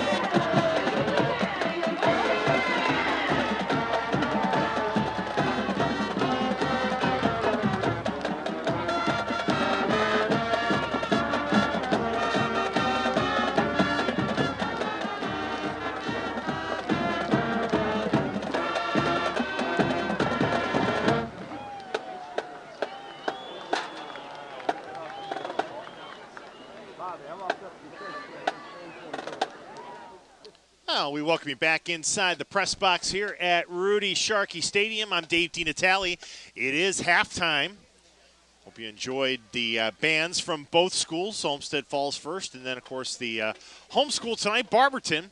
But unfortunately for the host Magics, things are not going well on the field as they are trailing Olmsted Falls 21-0 at the half as we welcome everybody back inside. Hope your Friday night is going well. Second week of the high school football playoffs. It's been a big dose tonight of Rocco Conti for the Olmsted Falls Bulldogs. Thanks to my guy, Dom Clary from Keon Sports, the Rocco report shapes out like this. 9 carries for 76 yards and 2 touchdowns in the first half. 3 catches for 44 yards. And by the by, I think 2 of those catches set up touchdowns. So you add it all up, 121 all-purpose yards for Rocco, and he has struck early and struck often against the Bulldogs. And shout out to my man Nick Camino working back home at the station tonight at the 3 News station. His son, one of his 2 sons named Rocco, and so of course naturally Camino says Rocco Conti is my favorite name in high school football this year. Well, and of course my response was I'm looking forward to calling a game with Rocco Camino one of these days on the football field or a basketball court or a baseball field someday. Halftime scores from around Northeast Ohio. Let's take a look at what we've got here from Tyler Carey. Let's start first in Division 2. In Region 6, Avon leading Fremont Ross 24-12 at the half. Jacorian Cathy with a couple of touchdown runs for the Eagles. Highland leads Anthony Wayne in the third quarter 28-7. So those are Region 6 games. In Region 5, at the half, Benedictine leads Riverside, but it's only 14-7. Dave Boers and the Beavers are given the Bengals all they can handle thus far. Also at halftime, Hudson leads Walsh Jesuit 14-7. Nordonia on top of Willoughby South 28-10 at the half. North Canton Hoover leads Green 10-7 at the half. And Worcester, fresh off of an upset last week, they are the 14 seed in their region. I believe it's Region 7. They lead Dublin Scioto 14-0 at the break. In Division 1, Region 1, how about this one, guys? Medina with a 21-14 lead at the half over Cleveland Heights. How about the Tigers giving the Bees all they can handle? At the half, St. Ignatius leads Stow 7-0. Not really, I thought that was going to be a close battle, and it's shaped out to be. St. Edward having no problems with Berea-Midpark, 35-7 at the half. McKinley leading Jackson 42-21. That's in the second quarter. Region 9 at the half.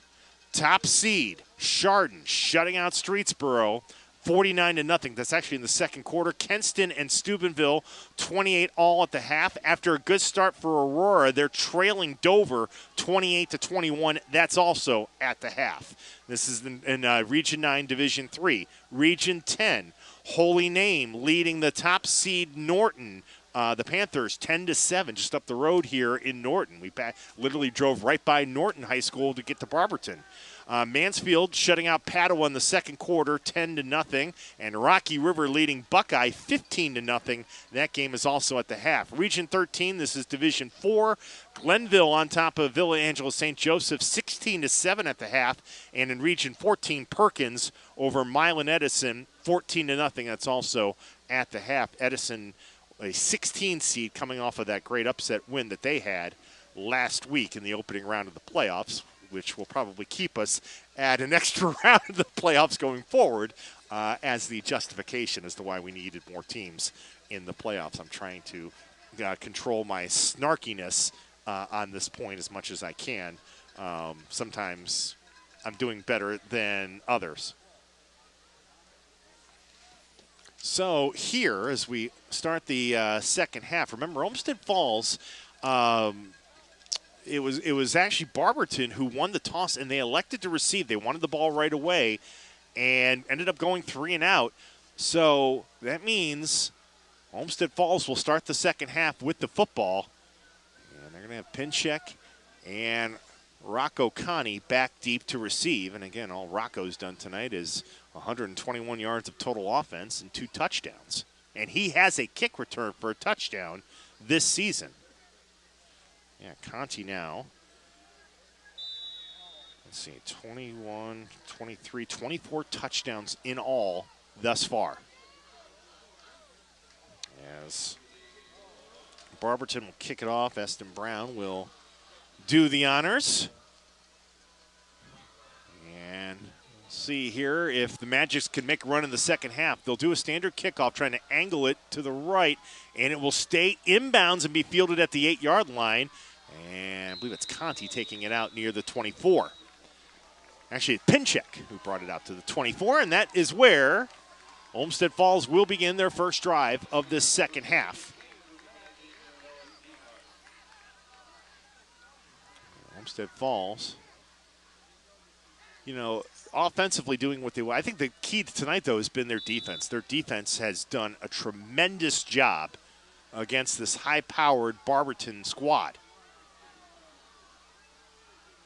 And now, as we said before the second quarter, they really have the clock to their advantage.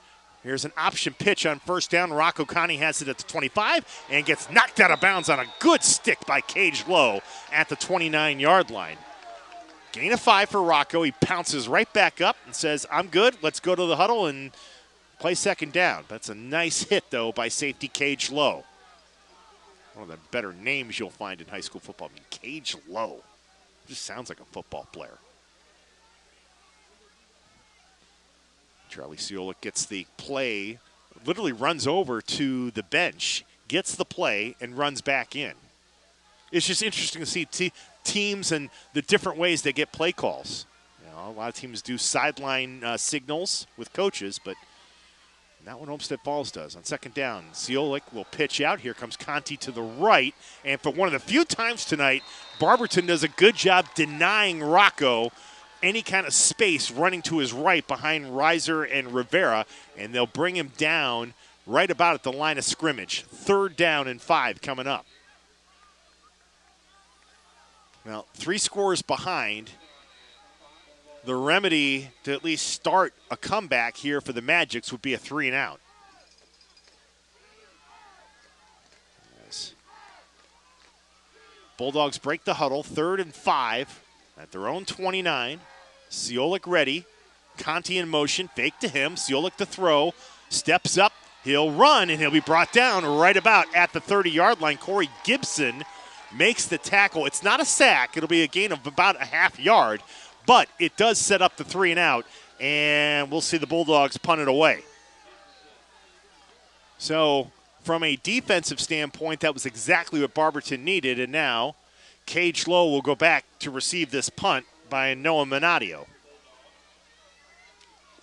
10:36 to go in the third quarter, 21-0 Olmsted Falls. Good snap, Minadio will get the kick away. Good high kick. Much better effort this time. It'll bounce inside the 30. It may have touched a Barberton Magics player. Olmsted Falls says they have it. But I don't know if the officials concur. I don't believe they do. Boy, they're trying to get the officials to say when that ball was bouncing, it bounced off a Magics player and then was picked up by the Bulldogs. But I don't believe this is going to go in favor of Olmsted Falls. And for about the 5th time tonight, we're going to have one official come over and talk to Tom DeLuca. And I think he said, yep. I think he was sent over to say, sorry, we didn't see it that way.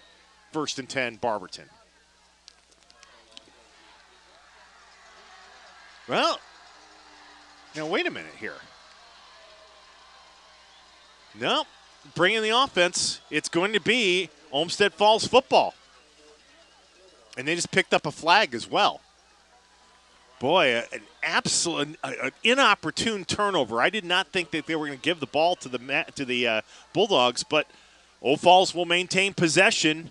They'll get it back essentially because of the fumble, so it's a turnover really. At the 36, Siolik will get the offense back on the field now. And you almost get the feeling, folks, you go, there's some movement, and I think Jack Pinchek broke stance a little bit from the wing. And that'll be a false start. Move it back from the 36 to the 41 of the Magics and make it a 1st and 15. I was just about to say before that play, you get the feeling here, if we're talking 28-0, Barberton is really going to be in a world of hurt. I mean, it's bad enough. They're down 3 scores here, but against a team that they've struggled to stop tonight, and a team that is proficient at running clock, the last thing you want to do is be down by this many scores. Ciolik will throw, and a one-handed catch by Pinchek inside the 35 and down to the 30-yard line. What a heck of an effort by Jack Pinchek. And they'll mark it inside the 29, a little bit short of the first down. It'll bring up 2nd down and about 2 or so. That's a great effort by Pinchek. Ball at the left hash now with 10:16 to go in the 3rd quarter. Atkins and Moore will both flank out wide right. Pinchek and Conti are your wings. And Vormelker in the backfield. Fake to him. Ciolik will keep it, and the Magic's not buying it. And they'll bring Charlie down near the line of scrimmage, and it'll set up a 3rd down and short. Roosevelt Andrews, the defensive end, makes that tackle for the Magics. It'll be 3rd and 2.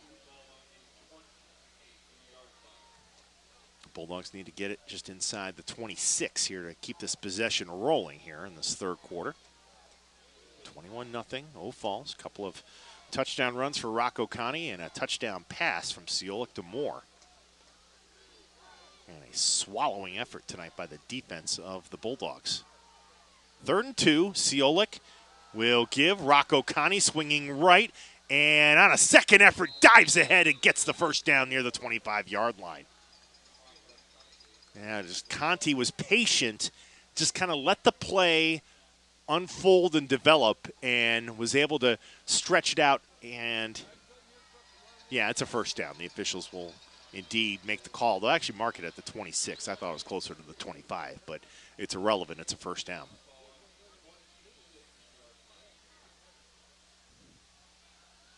Atkins wide left, Moore wide right. Now Pinchek will go out on a slot left. And it's a 1st and 10 now for Olmsted Falls. And the give is going to be to Diekman, and Luke's going to be brought down back behind the line of scrimmage. It'll be 2nd down and long. Drew Terry kind of bottled up the play enough to let Roosevelt Andrews come over and finish it off. And to boot, there will be a holding penalty against the Bulldogs. So double trouble on that particular play. You get a TFL, and then you also get the holding penalty. So 10 yards from the spot. We'll take it back now to Barberton's 38-yard line.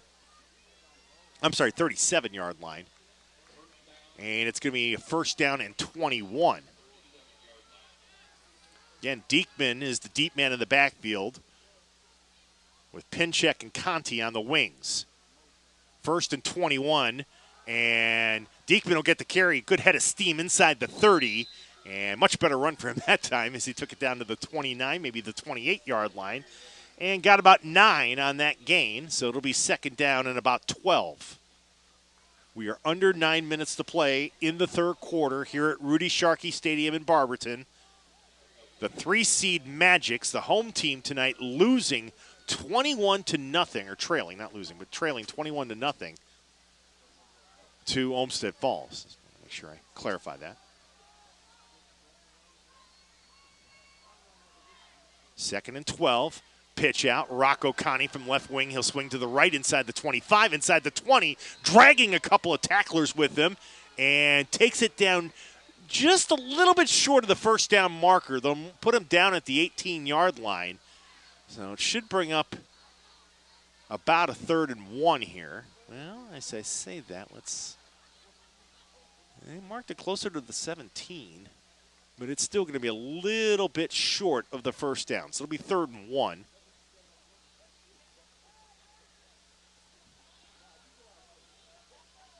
the Bulldogs head to the line. Diekman again will be the lone man in the backfield. Tight formation, 3rd and 1. Ciolik had Rocco Conti going in motion, and somebody broke stance for the Bulldogs, and that's going to bring him back 5. So instead of 3rd and 1, no, take that back. No, I thought somebody moved for Olmsted Falls, but apparently somebody crossed the neutral zone first for Barberton. Excuse me. I thought for sure it was the other way around, and I think Tony Cotto did too, and that's not the way the officials saw it. It's 5-yard penalty, and it's an automatic first down now with that 5 yards for Olmsted Falls. 3 officials are discussing it. Well, guys, you call it offsides. I mean, it either is or isn't, right? And now we're going to have another powwow. I mean, this has become very again, it just you try not to criticize officiating. It's a tough job, and I get that. But we've just seen too many times tonight where we've had to have these mini conferences after calls. Again, I mean, it's either offsides or it's not. And the crowd here is understandably restless because all 4 officials are now going to, yeah, 4 of the 5 officials are discussing. It's, okay, I mean, again,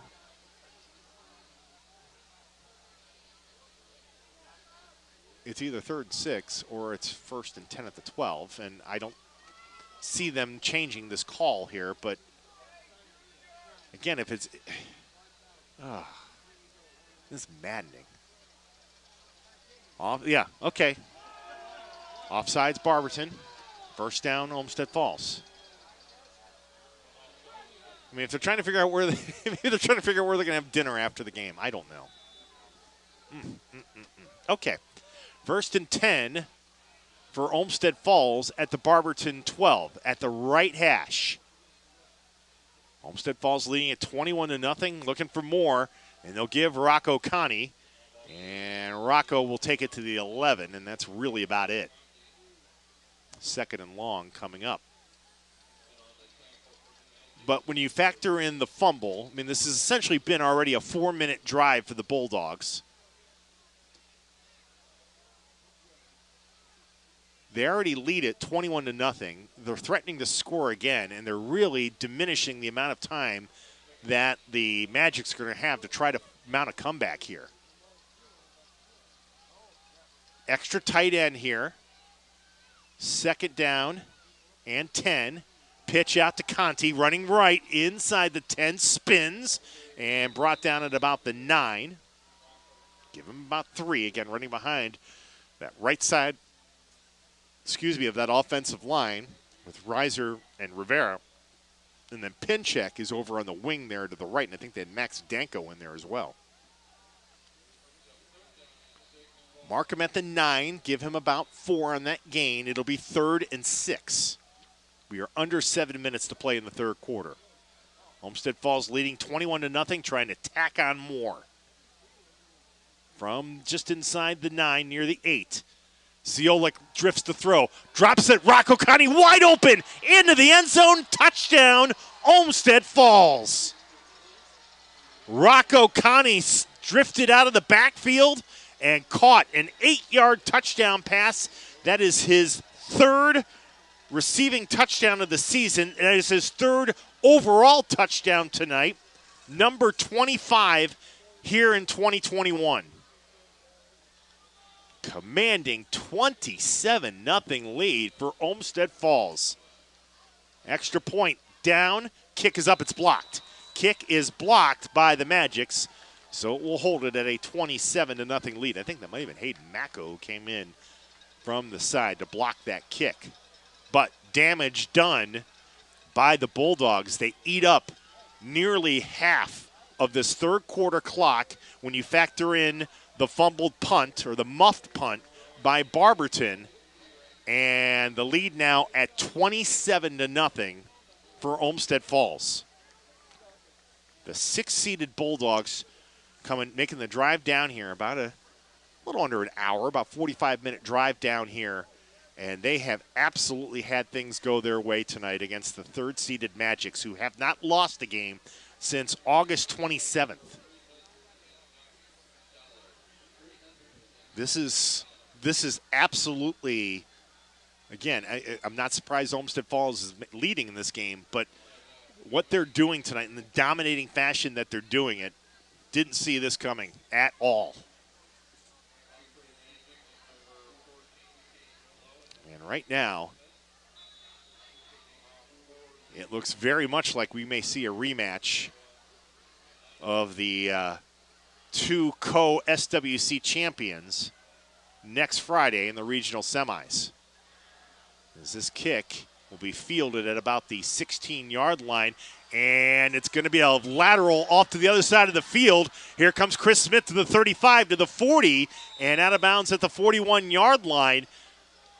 I think that was Cage Lowe who did the 20-yard lateral pass. Think of like the Music City Miracle, and Chris Smith with a good return, and the Magics will start at the 42 with a lot of work to do and about a quarter and a half to get it done here. 1st and 10, Barberton, trailing 27-0. Shotgun for Chandon Lee.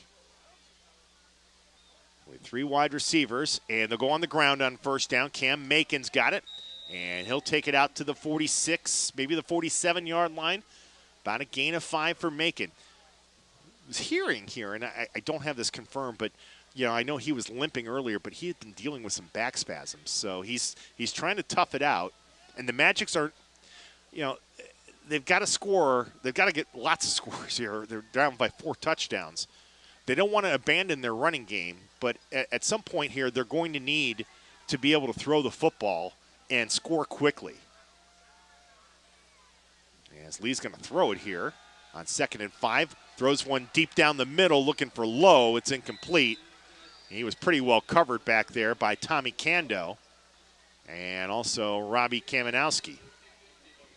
3rd and 5 coming up. And we're going to see Roosevelt Andrews, who's got the biggest offensive play of the night for the Magics to this point, a big run he had in the first half. He'll check in now on 3rd and 5. I mean, right now it's 4-down territory. It's the ball game here. The Magics are teetering on the brink of a running clock here. 3rd and 5 at their own 47. Just under 6 minutes to go here in the 3rd quarter. Lee gives. Here comes Andrews. And he'll get to the 50, to the 49-yard line. A little bit shy of a first down. It'll set up a 4th and 1.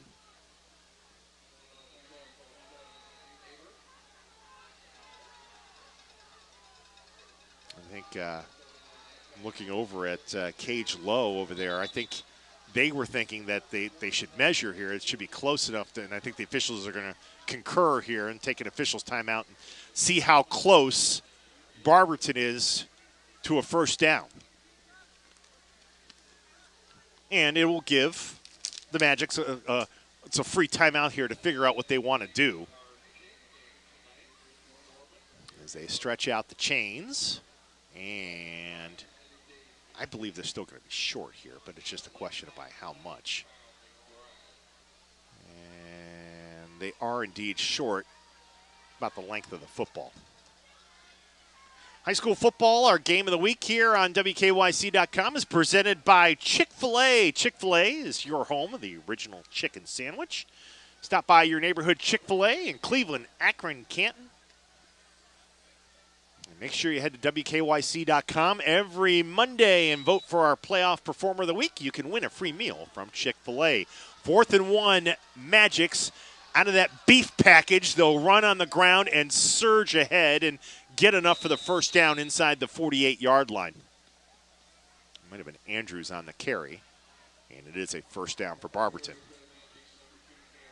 Now it's Cam Macon on the carry. Yeah, Cam, I'm just looking down. He just does not look comfortable, and you can tell he's playing in pain and trying to gut it out here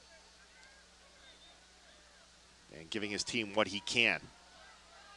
But yeah, he is in noticeable pain as he goes off to the sideline. Fresh set of downs for Barberton, trailing by 27 here. Lee, little lateral. He'll throw to Lowe, who's looking to pass, and Olmsted Falls going to bottle him up back at the 47-yard line of Barberton. They had Cage Lowe catching that bubble screen, looking to throw deep, and Nate Uri helped to lead that play to deny Lowe. And I think the problem was it was a good throw over to Lowe on the lateral, but it looked like he just kind of lost his footing as he was about to throw it out deep. I think he was looking for Hayden Macco, and that is going to be a loss of 6 on the play. And well defended by the Bulldogs. Man, they have taken away every big play that we've seen Barberton try to do tonight. They'll play fake here as Lee pumps once. Now he wants to throw, fires, pass is caught, and then 2 flags come down at the 44-yard line. Chris Smith on the catch. And I think, did they get Chandon Lee for going over the line of scrimmage again?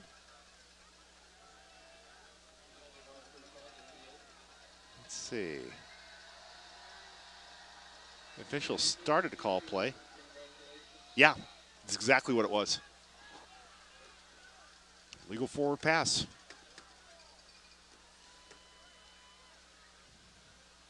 And that's the second time Chandon Lee has gotten called for throwing from over the line of scrimmage.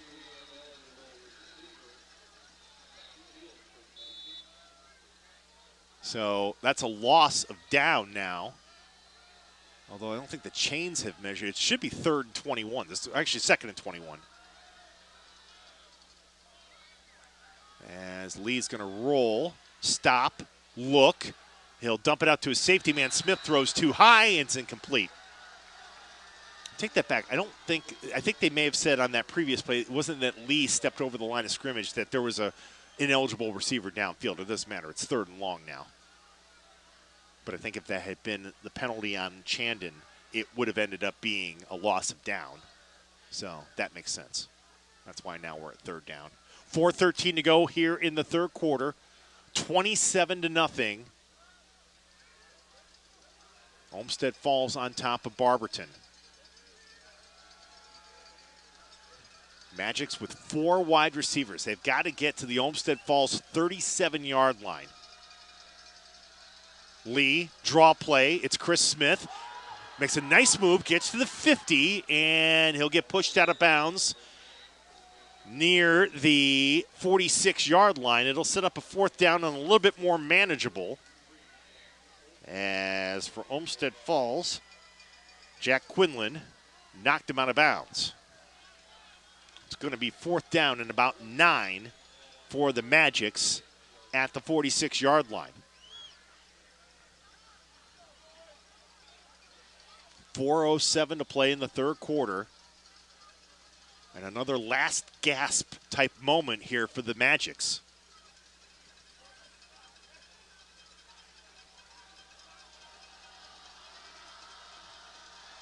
Quickly, they'll go to the line. 3 wide receivers. And they've got DeWitt as on a wing now. 4th and 9. Lee rolls. Uri chases him at the 50. Steps up near the line of scrimmage. Throws left side. Pass is caught. Lowe's got it at the 24-yard line and out of bounds.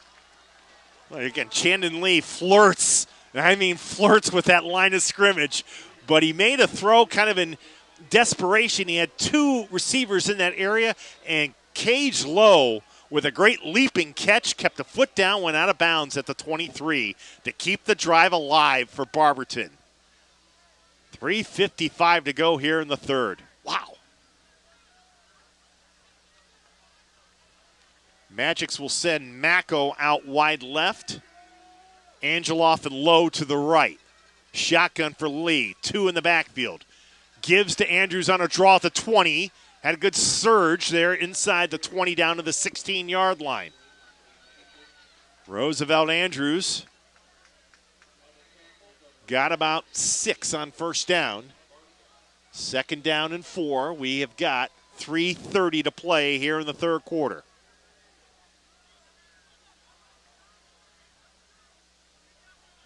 Again, the Magics, you still have another quarter to go here, but when we saw it with Menor last week, anything can happen with comebacks, but you got to score here, and it would be helpful for them to do it quickly. As Lee goes back to throw, looks left, throws left, has a man open in the end zone. It is caught. Touchdown, Barberton Magics. As that was Hayden Macko made the catch, and Hayden has not gotten up. He had to make a tough catch falling down, and he's going to need some help from the Barberton training staff. With 3:06 to play here in the third quarter, the Magics finally on the board, 27-6, but a touchdown pass from Chandon Lee to Hayden Macko.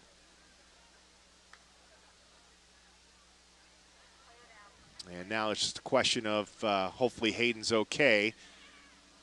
Magics will go to a knee, as will the Olmsted Falls Bulldogs players over on the sideline there.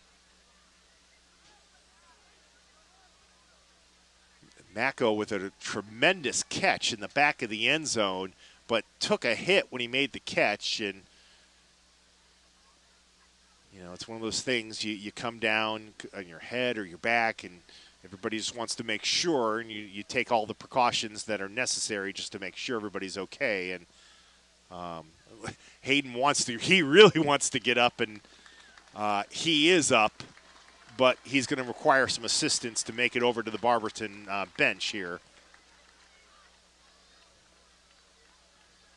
One of his teammates grabs his helmet, and two others will get him off the field. But Hayden Macko with a great catch and gets his team on the scoreboard here with 3:06 to go in the third quarter.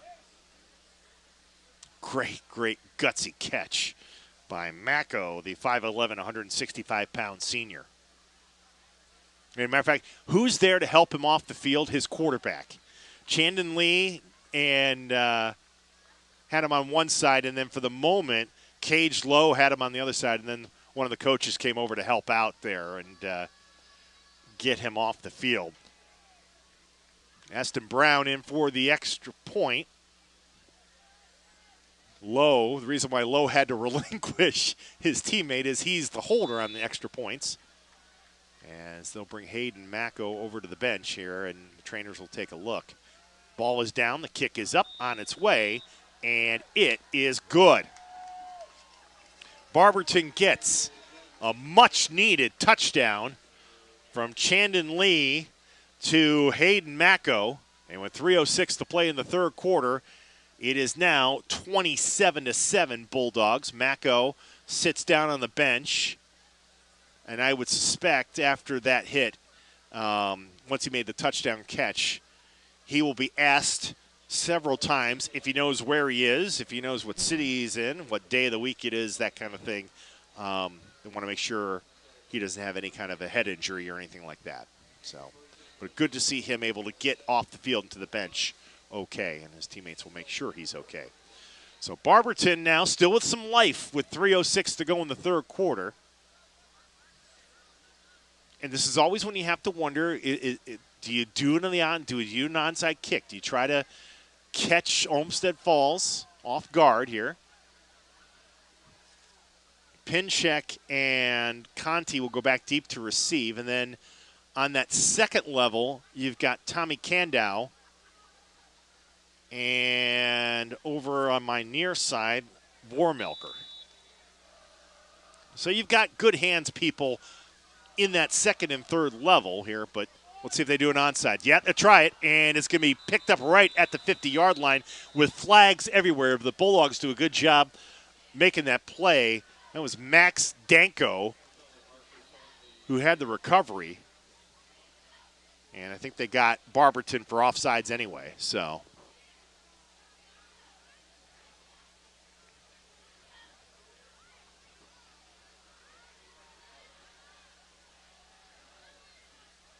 Is what the officials concur. Offsides against the Magics, and we'll do it again.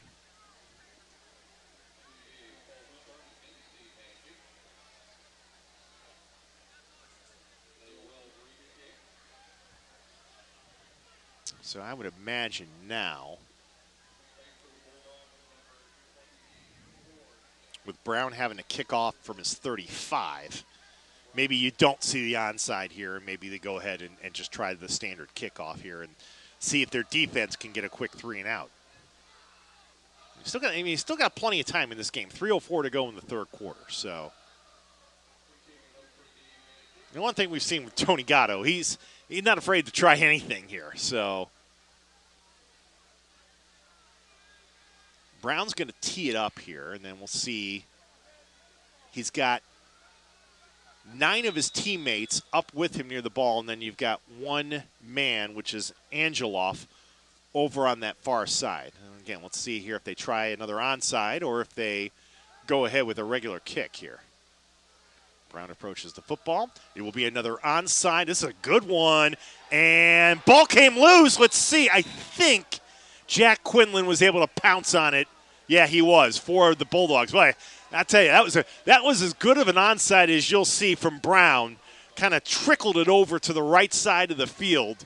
And it bounced past one Bulldog, and Quinlan did a good job to corral it for Olmsted Falls at their own 46-yard line. I got to tell you, that's as good of an onside attempt as you'll see. But now, again, it'll put the responsibility really on the hands of the Barberton defense to get a stop here. 27-7, O Falls from their own 46. We've got 3 minutes to play here in this third quarter. Out of the wing tee from the left hash, Ciolik will go on the ground, swinging it over on the left side, and getting his first carry of the night. That's Adam Varga. Not a whole lot of room there. He'll be brought down at the 47, about a gain of 1. First time we've called Varga's number tonight as a runner, 2nd down and 9.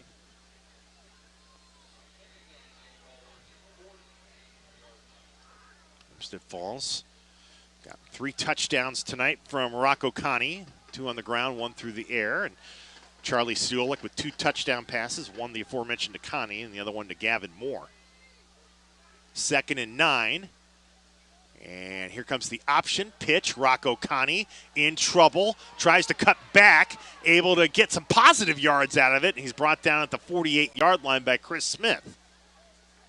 Conti was trying to go to the right. That's been their bread and butter play tonight. And it got sealed off, so he went back left and was able to grind out a yard. It'll be a 3rd down and 8 now for the Bulldogs at their own 48. Under 2 minutes to go in the third quarter. Huge play coming up here for the Barberton defense. They would love to pitch a 3-and-out right here. Moore out wide right.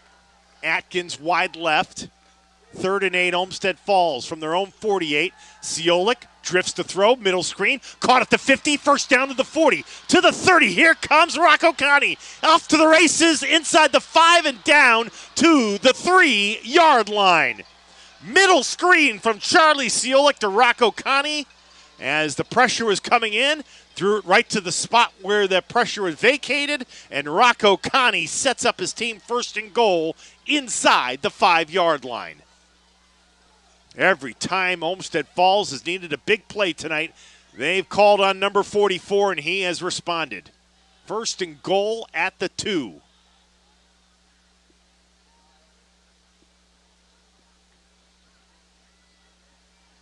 Rocco Conti, keep in mind, guys, he's only a junior. Tom DeLuca gets him for another year. I mean, he is one of the premier backs, and we've seen all year long here in Northeast Ohio. 1st and goal at the 2. Give. Rocco punches his way in. Touchdown, Olmsted Falls. 4th touchdown of the game for Rocco Conti. That one from 2 yards out to make it 33-7 Bulldogs. Boy, and on that 3rd and 8, it looked like Barberton was going to get that stop that they had been looking for all night long. And Ciolik hit Conti for that pass to set up another Rocco Conti touchdown. Minadio for the extra point, good, to make it 34-7.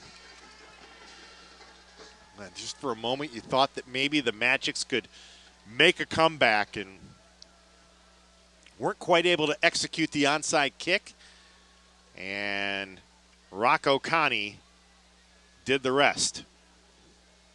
34-7, Olmsted Falls. Yeah, this has been tonight, the Rocco Conti show. No doubt about it. And you know, I remember we saw them last year, and again, it's interesting because, you know, they were so heavily favored. Olmsted Falls was at home last year against North Royalton, and, you know, it just was one of those games that they could not put the Bears away, and Royalton stayed in it.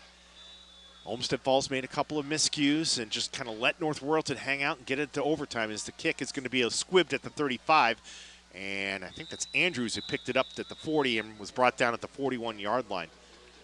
And you just felt, and I think Tyler Carey and I talked about this the other night on our show at WKYC.com. You just have felt like all year long, Olmsted Falls, that loss to the Bears in the playoffs has fueled Falls all season long. And, you know, yeah, they weren't able to put away Avon. And yes, they lost at home to Brunswick, but they've been a focused football team, especially here tonight. And from the get-go, have played dominating football against this very good Barberton team. On first down, Andrews stays in, gets the carry at the 41, gets to the 42, and Varga and Uri will put him down after about a gain of 2. Second down and 8. We're under a minute to go here in the third quarter. 34-7, Olmsted Falls. We'll see how we'll get the score update at the end of the third quarter here, and we'll see what's happening up at I'm still not used to calling it Mark Wahlberg Chevrolet Stadium, but that's what it is.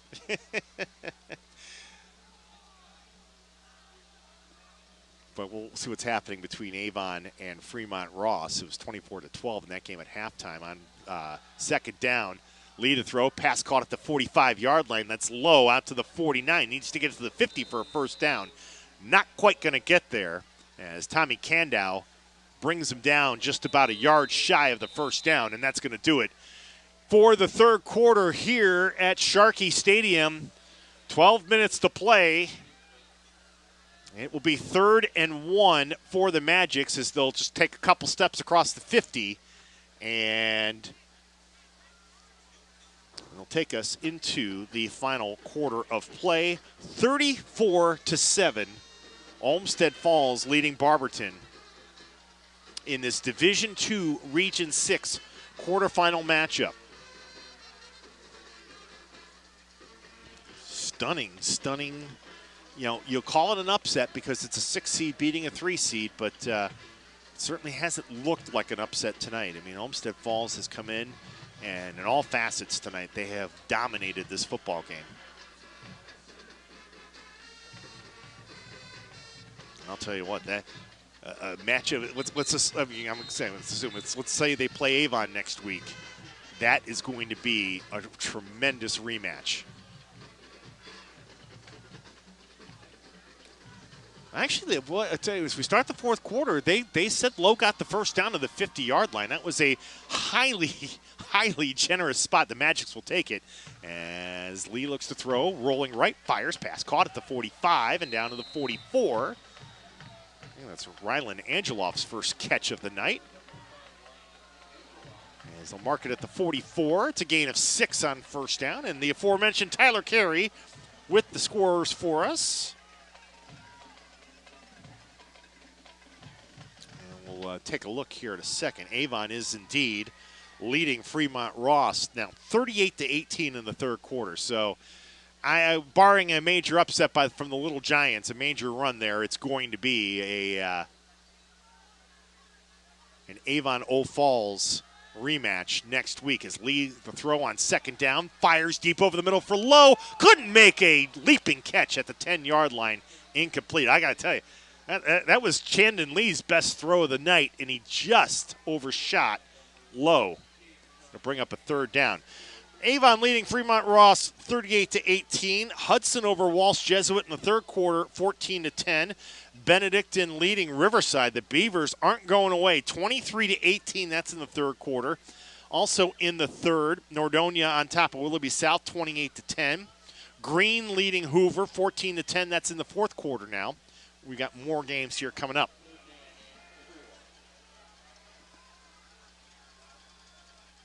Third and 4.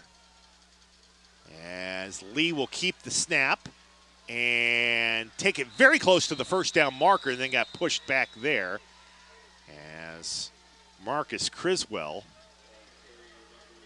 rode him back. They'll mark it at the 41-yard line, so they'll be about a yard short of the first down. It'll be 4th and 1. We'll see the beef package for the Magics.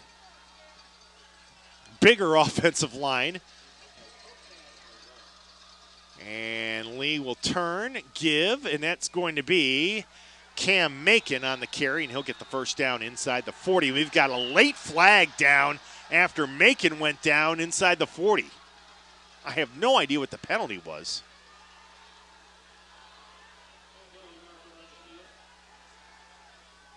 But I know this, it's going to require a Geneva Convention here for us to figure it out. 1, 2, 3 officials. Dead ball, personal foul, Barberton. So you give them the first down, but then they're going to have to it's going to be a first down, but it's going to be a first down that's going to march them back 15 yards.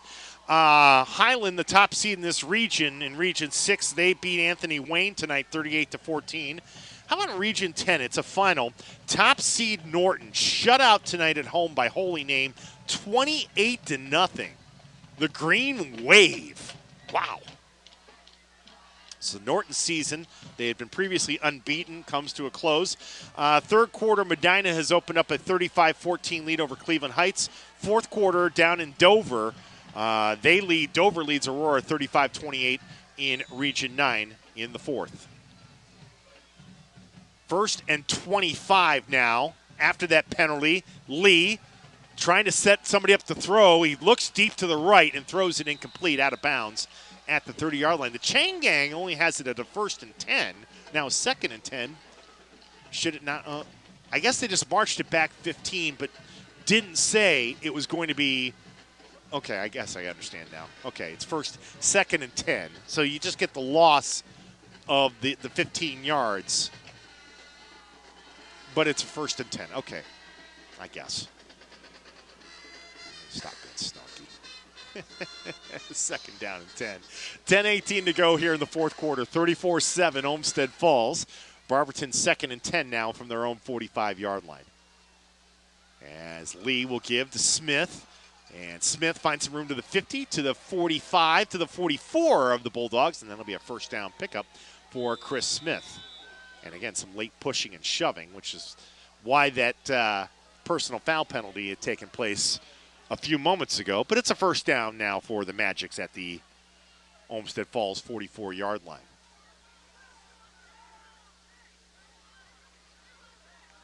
So probably if you're talking Avon and Olmsted Falls next week, that's indeed the matchup. It looks like that's what it's going to be. Might play that game over in Elyria, maybe. I love trying to guess where games are going to be. So we go to neutral sites starting next week in the playoffs. Lead a throw on 1st and 10. All kinds of time. Looks deep to the right, trying to get it over to Mako, who's back in there. But it's incomplete. We've got a late flag and going to have an interference call against the Bulldogs. Good to see Hayden Mako back in the game, by the way, after catching that touchdown, but then taking the big hit.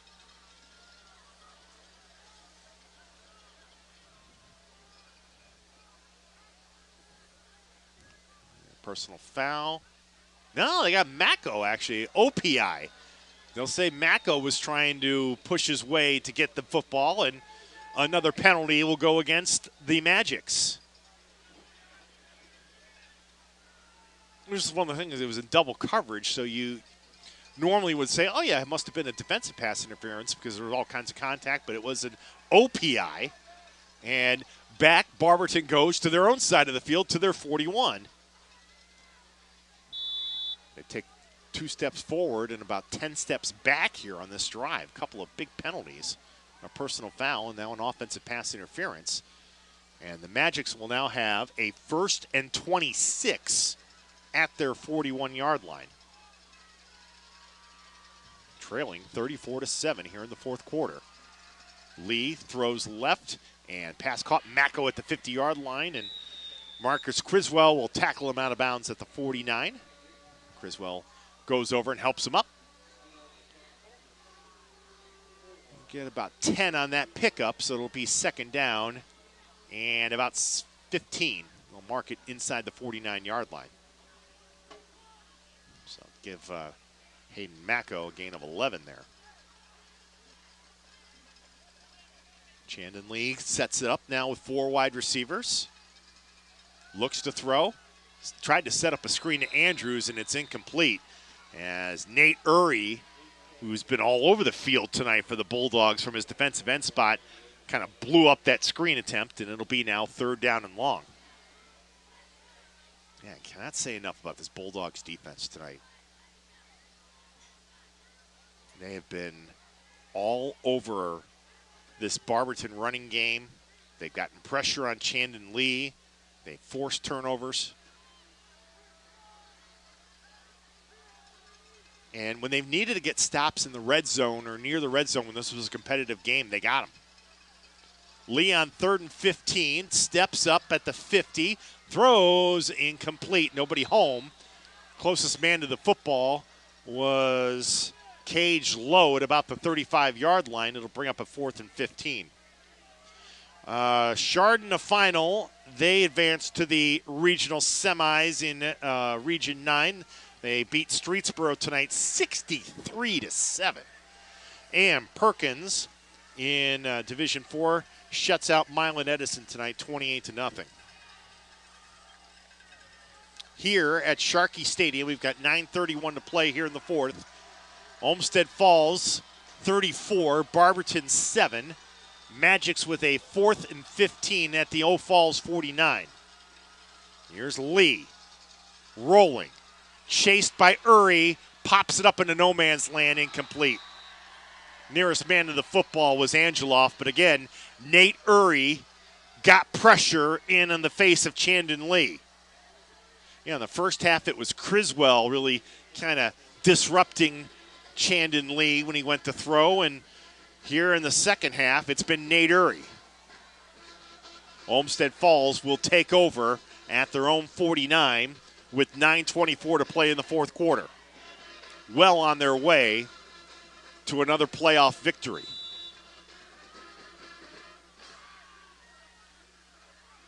I don't think they play that game maybe next week in Strongsville, which is a little further away from Avon, but it's a stadium. You got to have a stadium that's got field turf, a stadium that's big enough to hold crowds in for a Division II game. As on the ground on 1st down, the give for Olmsted Falls will be to Clay Vormelker.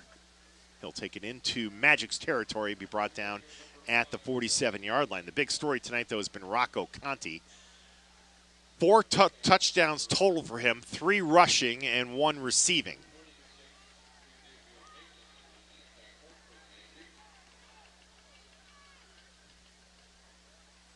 But the fact that Olmsted Falls proved early in this game that they, Charlie Ciolik could throw and, hit Gavin Moore in that long touchdown really ignited this offense as Ciolik will keep it, runs inside the 40, gets a 1st down to the 39-yard line of the Magics. Chris Smith makes the tackle for Barberton.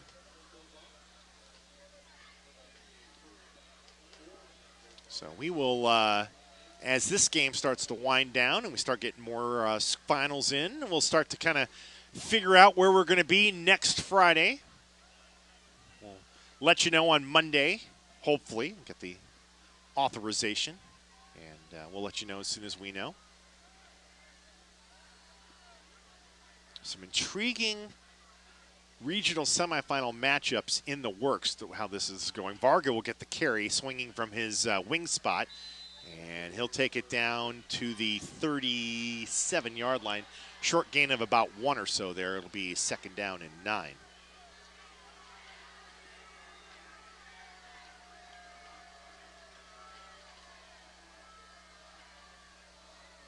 I think we'll be, not to give any hints here, we'll be very, very interested in what happens in Region 5 and what happens in Region 9, I would think.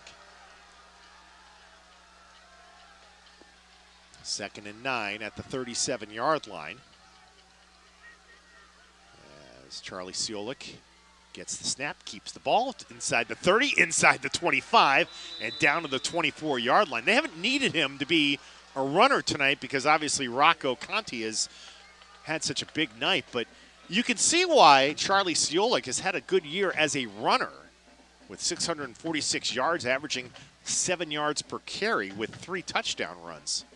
He does a good job ball handling, and you have to respect these Olmsted Falls runners, particularly Conti, but also Pinchek, Vormelker, and Diekman. But, you know, you see how if you contain the runners, Siolik can be a weapon as a keeper, as he'll keep it again, and this time will be brought down short of the 20-yard line. Still got about 3 on that first down pickup, though. Clock continues to run. We are approaching 7 minutes to play in this game.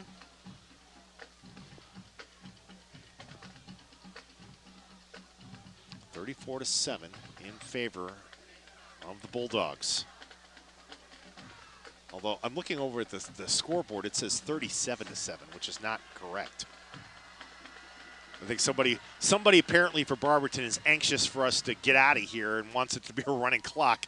As the give is to Rocco Conti, and he'll be brought down at about the 17-yard line. Rocco wants to stay in the game. Although I would imagine at some point here, Tom DeLuca will probably say, yeah, that's enough for tonight. Let's look ahead here for next week.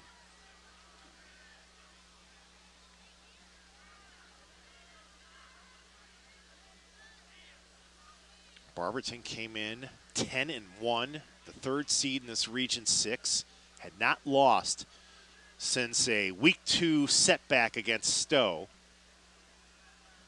with big wins against Highland and Aurora on their resume. Here's a pitch out, Varga to the left at the 15, he's to the 10. Oh, bounces off a couple of would-be tacklers and takes it down to the 1-yard line. Nice piece of running by Adam Varga as he'll set his team up 1st and goal at the 1-yard line. And Olmsted Falls can see now that here they're going to punch one in here, and we'll be in running clock mode for the rest of this football game, which none of us thought we'd see. And let's see here. Let's see. I see Conti in there in a wing. Let's see if he gets one more shot at another score here. 1st and goal from the 1. Siolik gives. It's going to be Varga running left, and why not? He deserves a touchdown after setting it up. Adam Varga scores to make it 40-7. Olmsted Falls with 5:28 to play here in the 4th quarter. Now Rocco will have to be contented with 4 touchdowns tonight. But it's an overall a great team effort here by Olmsted Falls, 40-7 with 5:28 to play here in the 4th. It's a final for the 2nd time this year. Rocky River has defeated Buckeye 32-15 in a rematch from just, 2 weeks ago in the GLC Championship. So the Pirates will move on and play in the regional semis. Extra point is up, and it is good. I'd have to look at the bracket. I think that winner would get either Mansfield or Padua, I believe. But Rocky River, congrats to them. They will continue to move on. Also final, Green beat North Canton Hoover tonight 14-10 in Region 7.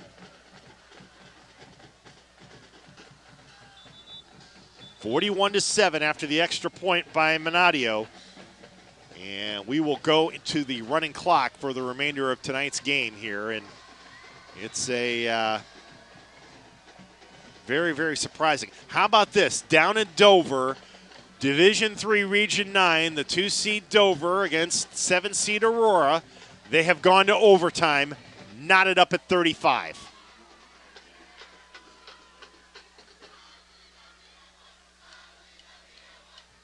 And you know the team that's happiest about that? Chardon. Just sitting there saying, okay, guys, just keep wearing each other out. Now, Chardon would have to deal, they wouldn't have to deal with those teams next week as the kickoff is coming and will be fielded at the 18-yard line. Here comes Lowe to the 22, to the 25, and he'll be brought down near the 27-yard line by Jack Quinlan. Yeah, that Aurora, there was a flag down. That Aurora Dover winner would face either Kenston or Steubenville next week.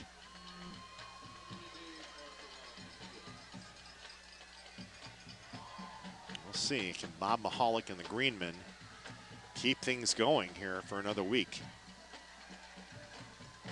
Yeah, I'll tell you, we don't talk a lot about Tuscarawas County. It's in our, as Tyler Carey always likes to remind me, they're in our DMA. They're in our, if you're sitting at home in Dover, you turn on, you watch Channel 3, and you can pick us up. But it's not a team that we cover on a regular basis until the playoffs. That last penalty, by the way, on the run back against Barberton, and it'll start this drive at the 19-yard line, 4:30 to play. They're in our DMA, Dover and New Philadelphia, but we don't really, we watch them, during the course of the regular season just play, and we say, well, okay, great, whatever. We don't see them until they get to the playoffs, and Dover's a good team, and so is New Philadelphia, by the way, in Region 9. Lee on first down dumps it off at the 25, and at the 30 to the 31, I believe, that was Angeloff, and then he got brought down near the first down.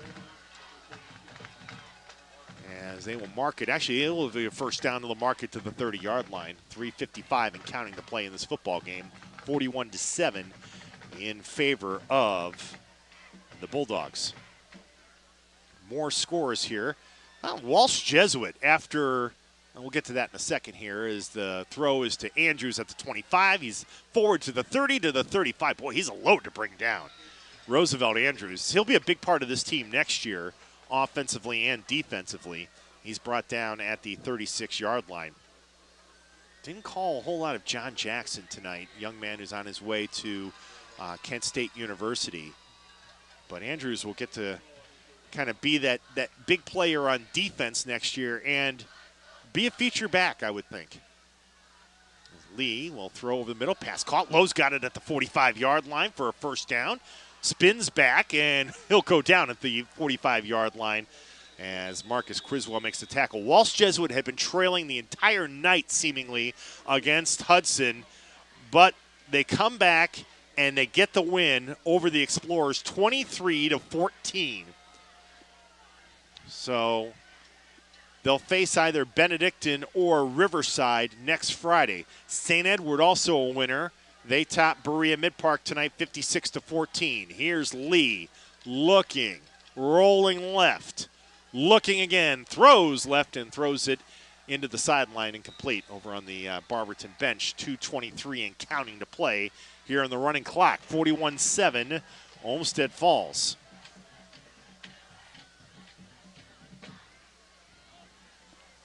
Last check, Benedictine was leading Riverside 23-18 in the third quarter. So we may get a Walsh Jesuit Benedictine rematch from week one, that classic game that went into double overtime.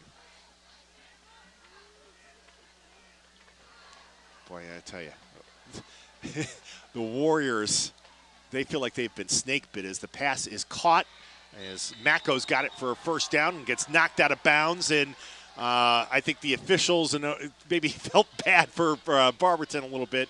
I didn't think it was all that egregious, but it will be a penalty on a late hit on Criswell.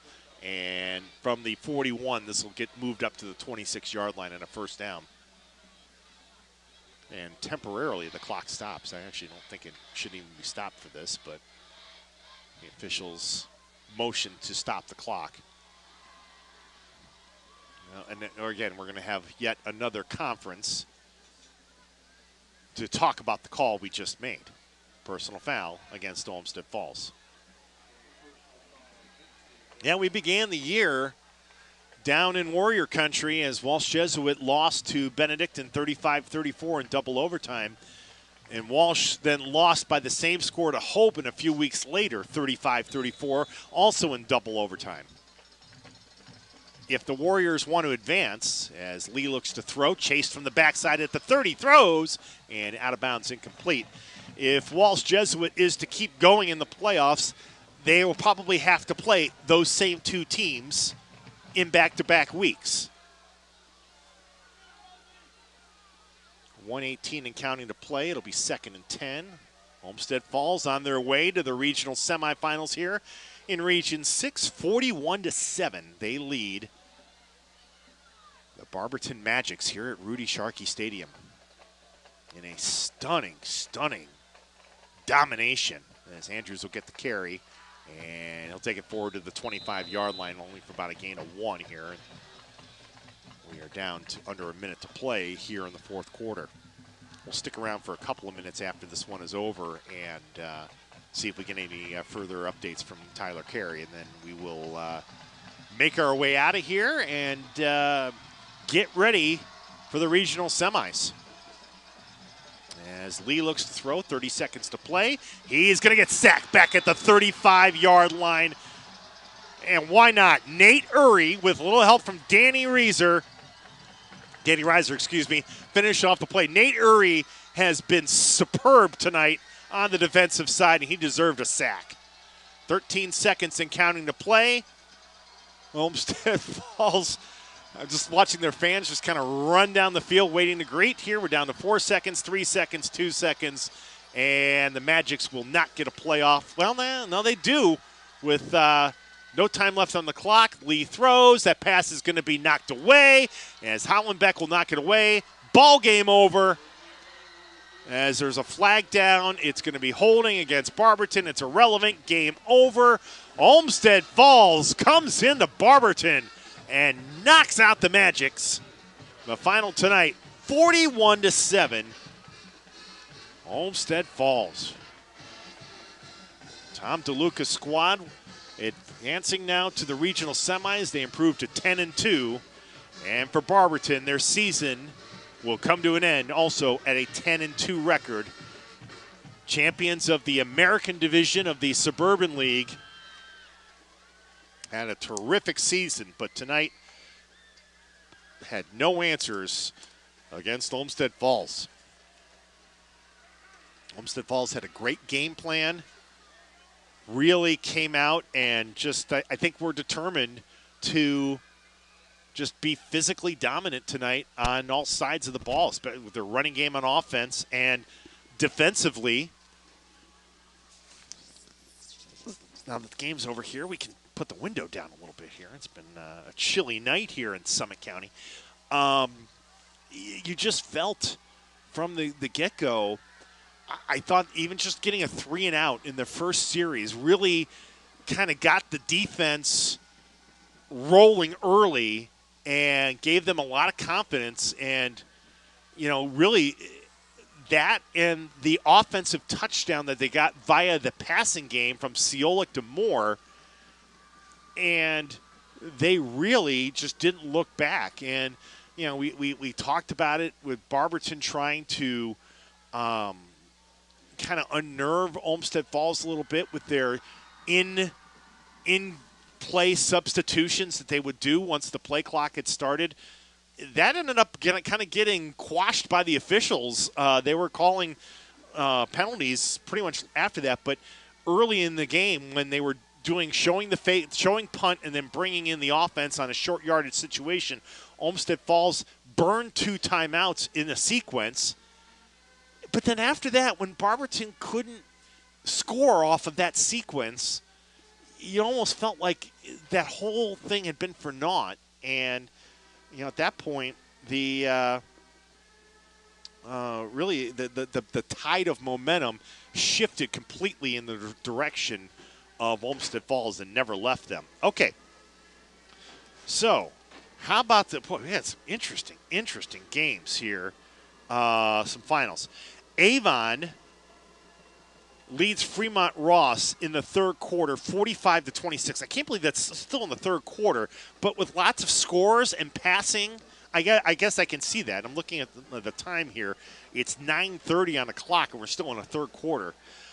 It's a final down in Dover. The season has come to an abrupt end for Aurora as they are beaten tonight, 43-42, and they will close out the year at 9-3. And I'll tell you, there will. It's funny. I'm talking about Aurora at a Barberton game, and they'll always look back, I'm sure, when they think about the 2021 Greenmen, and wonder what if they would have been able to come down here and beat the Magics, and if Alex Moore hadn't gotten hurt, maybe things had gone a little different. But you can't take away the fact that Dover beat them tonight, and congratulations to them. Dover will move on to the next round, and Aurora's season comes to a close. Padua rallies on the road to beat Mansfield 13-10. So in Region 10 next week, you're going to have another rematch. We talked about these rematches we're seeing in the playoffs.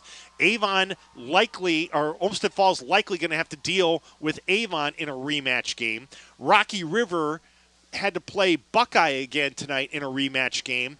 Padua and Holy Name, two bitter rivals. They started the season on a Saturday night, and actually Holy Name won that game. They're going to play again. I wonder if they may, the most logical place to play that game, because it'll be at a neutral site, would be Byers Field. You talk about two Parma schools playing. I don't know if they would do that because Byers Field may be needed for a Division I game or something, but that would be very, very interesting. Rocky River, by the way, will play West Holmes next week, and Tyler Carey does remind me West Holmes is in fact in our DMA. We cover them. If you're watching from home tonight, if you're home tonight in West Holmes, you'll be watching What's Next on Channel 3 at 11 o'clock. So there you go. All right, so that's your scoreboard. Again, most of the games of note are finals or nearing a final. The one thing we didn't get here, and I'll see if Tyler can grab for us, if we've got an update on Benedictine and Riverside. And as a matter of fact, I'll even check on Twitter as well. And see if we have a final from that particular game. Other than that, though, most of the finals are now in here, and we kind of have a sense of where we're going to be next week. Let's see here. I'll check our friends at Benedictine football here and see if we have a score update here. Yes, we do. It is a final just from 14 seconds ago. Benedictine 31, Riverside 12. That means, yes, indeed, at a neutral site next week, the Bengals will take on Walsh Jesuit. Now, keep in mind, these two teams met each other in the playoffs last year. That's funny. Tyler and I got the score at the same time. Those two teams met on a neutral site last year. It was at Euclid, and we were going to do that game, and it ended up being postponed from a Friday to a Saturday because of lightning. Now, remember, the playoffs were a little bit different last year. We played that game, I think it was in late October. So, not that we couldn't still have crazy weather, but they had that game in Euclid last year. Keep in mind, normally for a game like that, you have a team maybe from Summit County and a team from the eastern part of Cleveland. A lot of times they would play that game in Bedford. Well, they can't play that game at Bedford. That's the official home stadium of Benedictine. So I don't know where they'll play that game, if they'll try to play it again at Euclid. I'm not trying to, we may come up with another one, but that would be a game that we would be interested in doing again. It was one of the better games we had all year long here on the WKYC Game of the Week, and that may very well prove to be our Game of the Week next week. Again, we'll let you know what we choose to do here over the next couple of days and what we can do here. But that would certainly be a lot of fun to see those two teams play for a second time this year. So, again, rematches, the theme of this postseason in many ways, and there will be some more rematches to come next week. Benedictine and Walsh Jesuit will indeed play each other, and there's a very good possibility that Olmsted Falls and Avon, the two co-champs of the SWC, will play each other once again.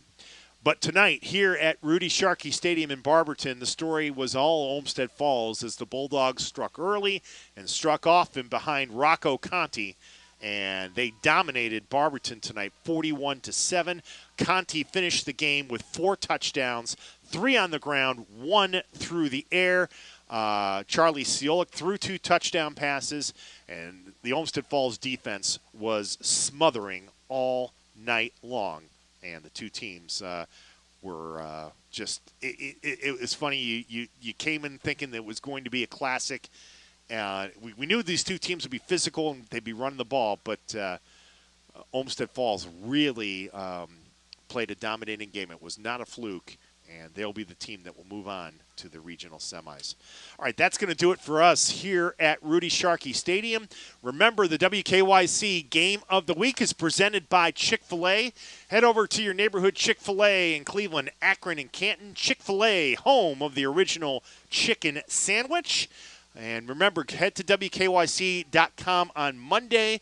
You can vote for our Performer of the Week. I guarantee you Rocco Conti will be one of the nominees. And if you vote, you will have an opportunity to win a free meal courtesy of Chick-fil-A. Also, at WKYC.com, you continue to follow the scores from around the playoffs here in Northeast Ohio as they continue to come in. And, again, we'll let you know early next week where we will be next Friday night. So thanks to the great staff here at Barberton. I am Dave DiNatale for Tyler Carey. Again, your final tonight from Rudy Sharkey Stadium. It was the Olmsted Falls Bulldogs 41 and the Barberton Magics 7. Have a great night, everyone.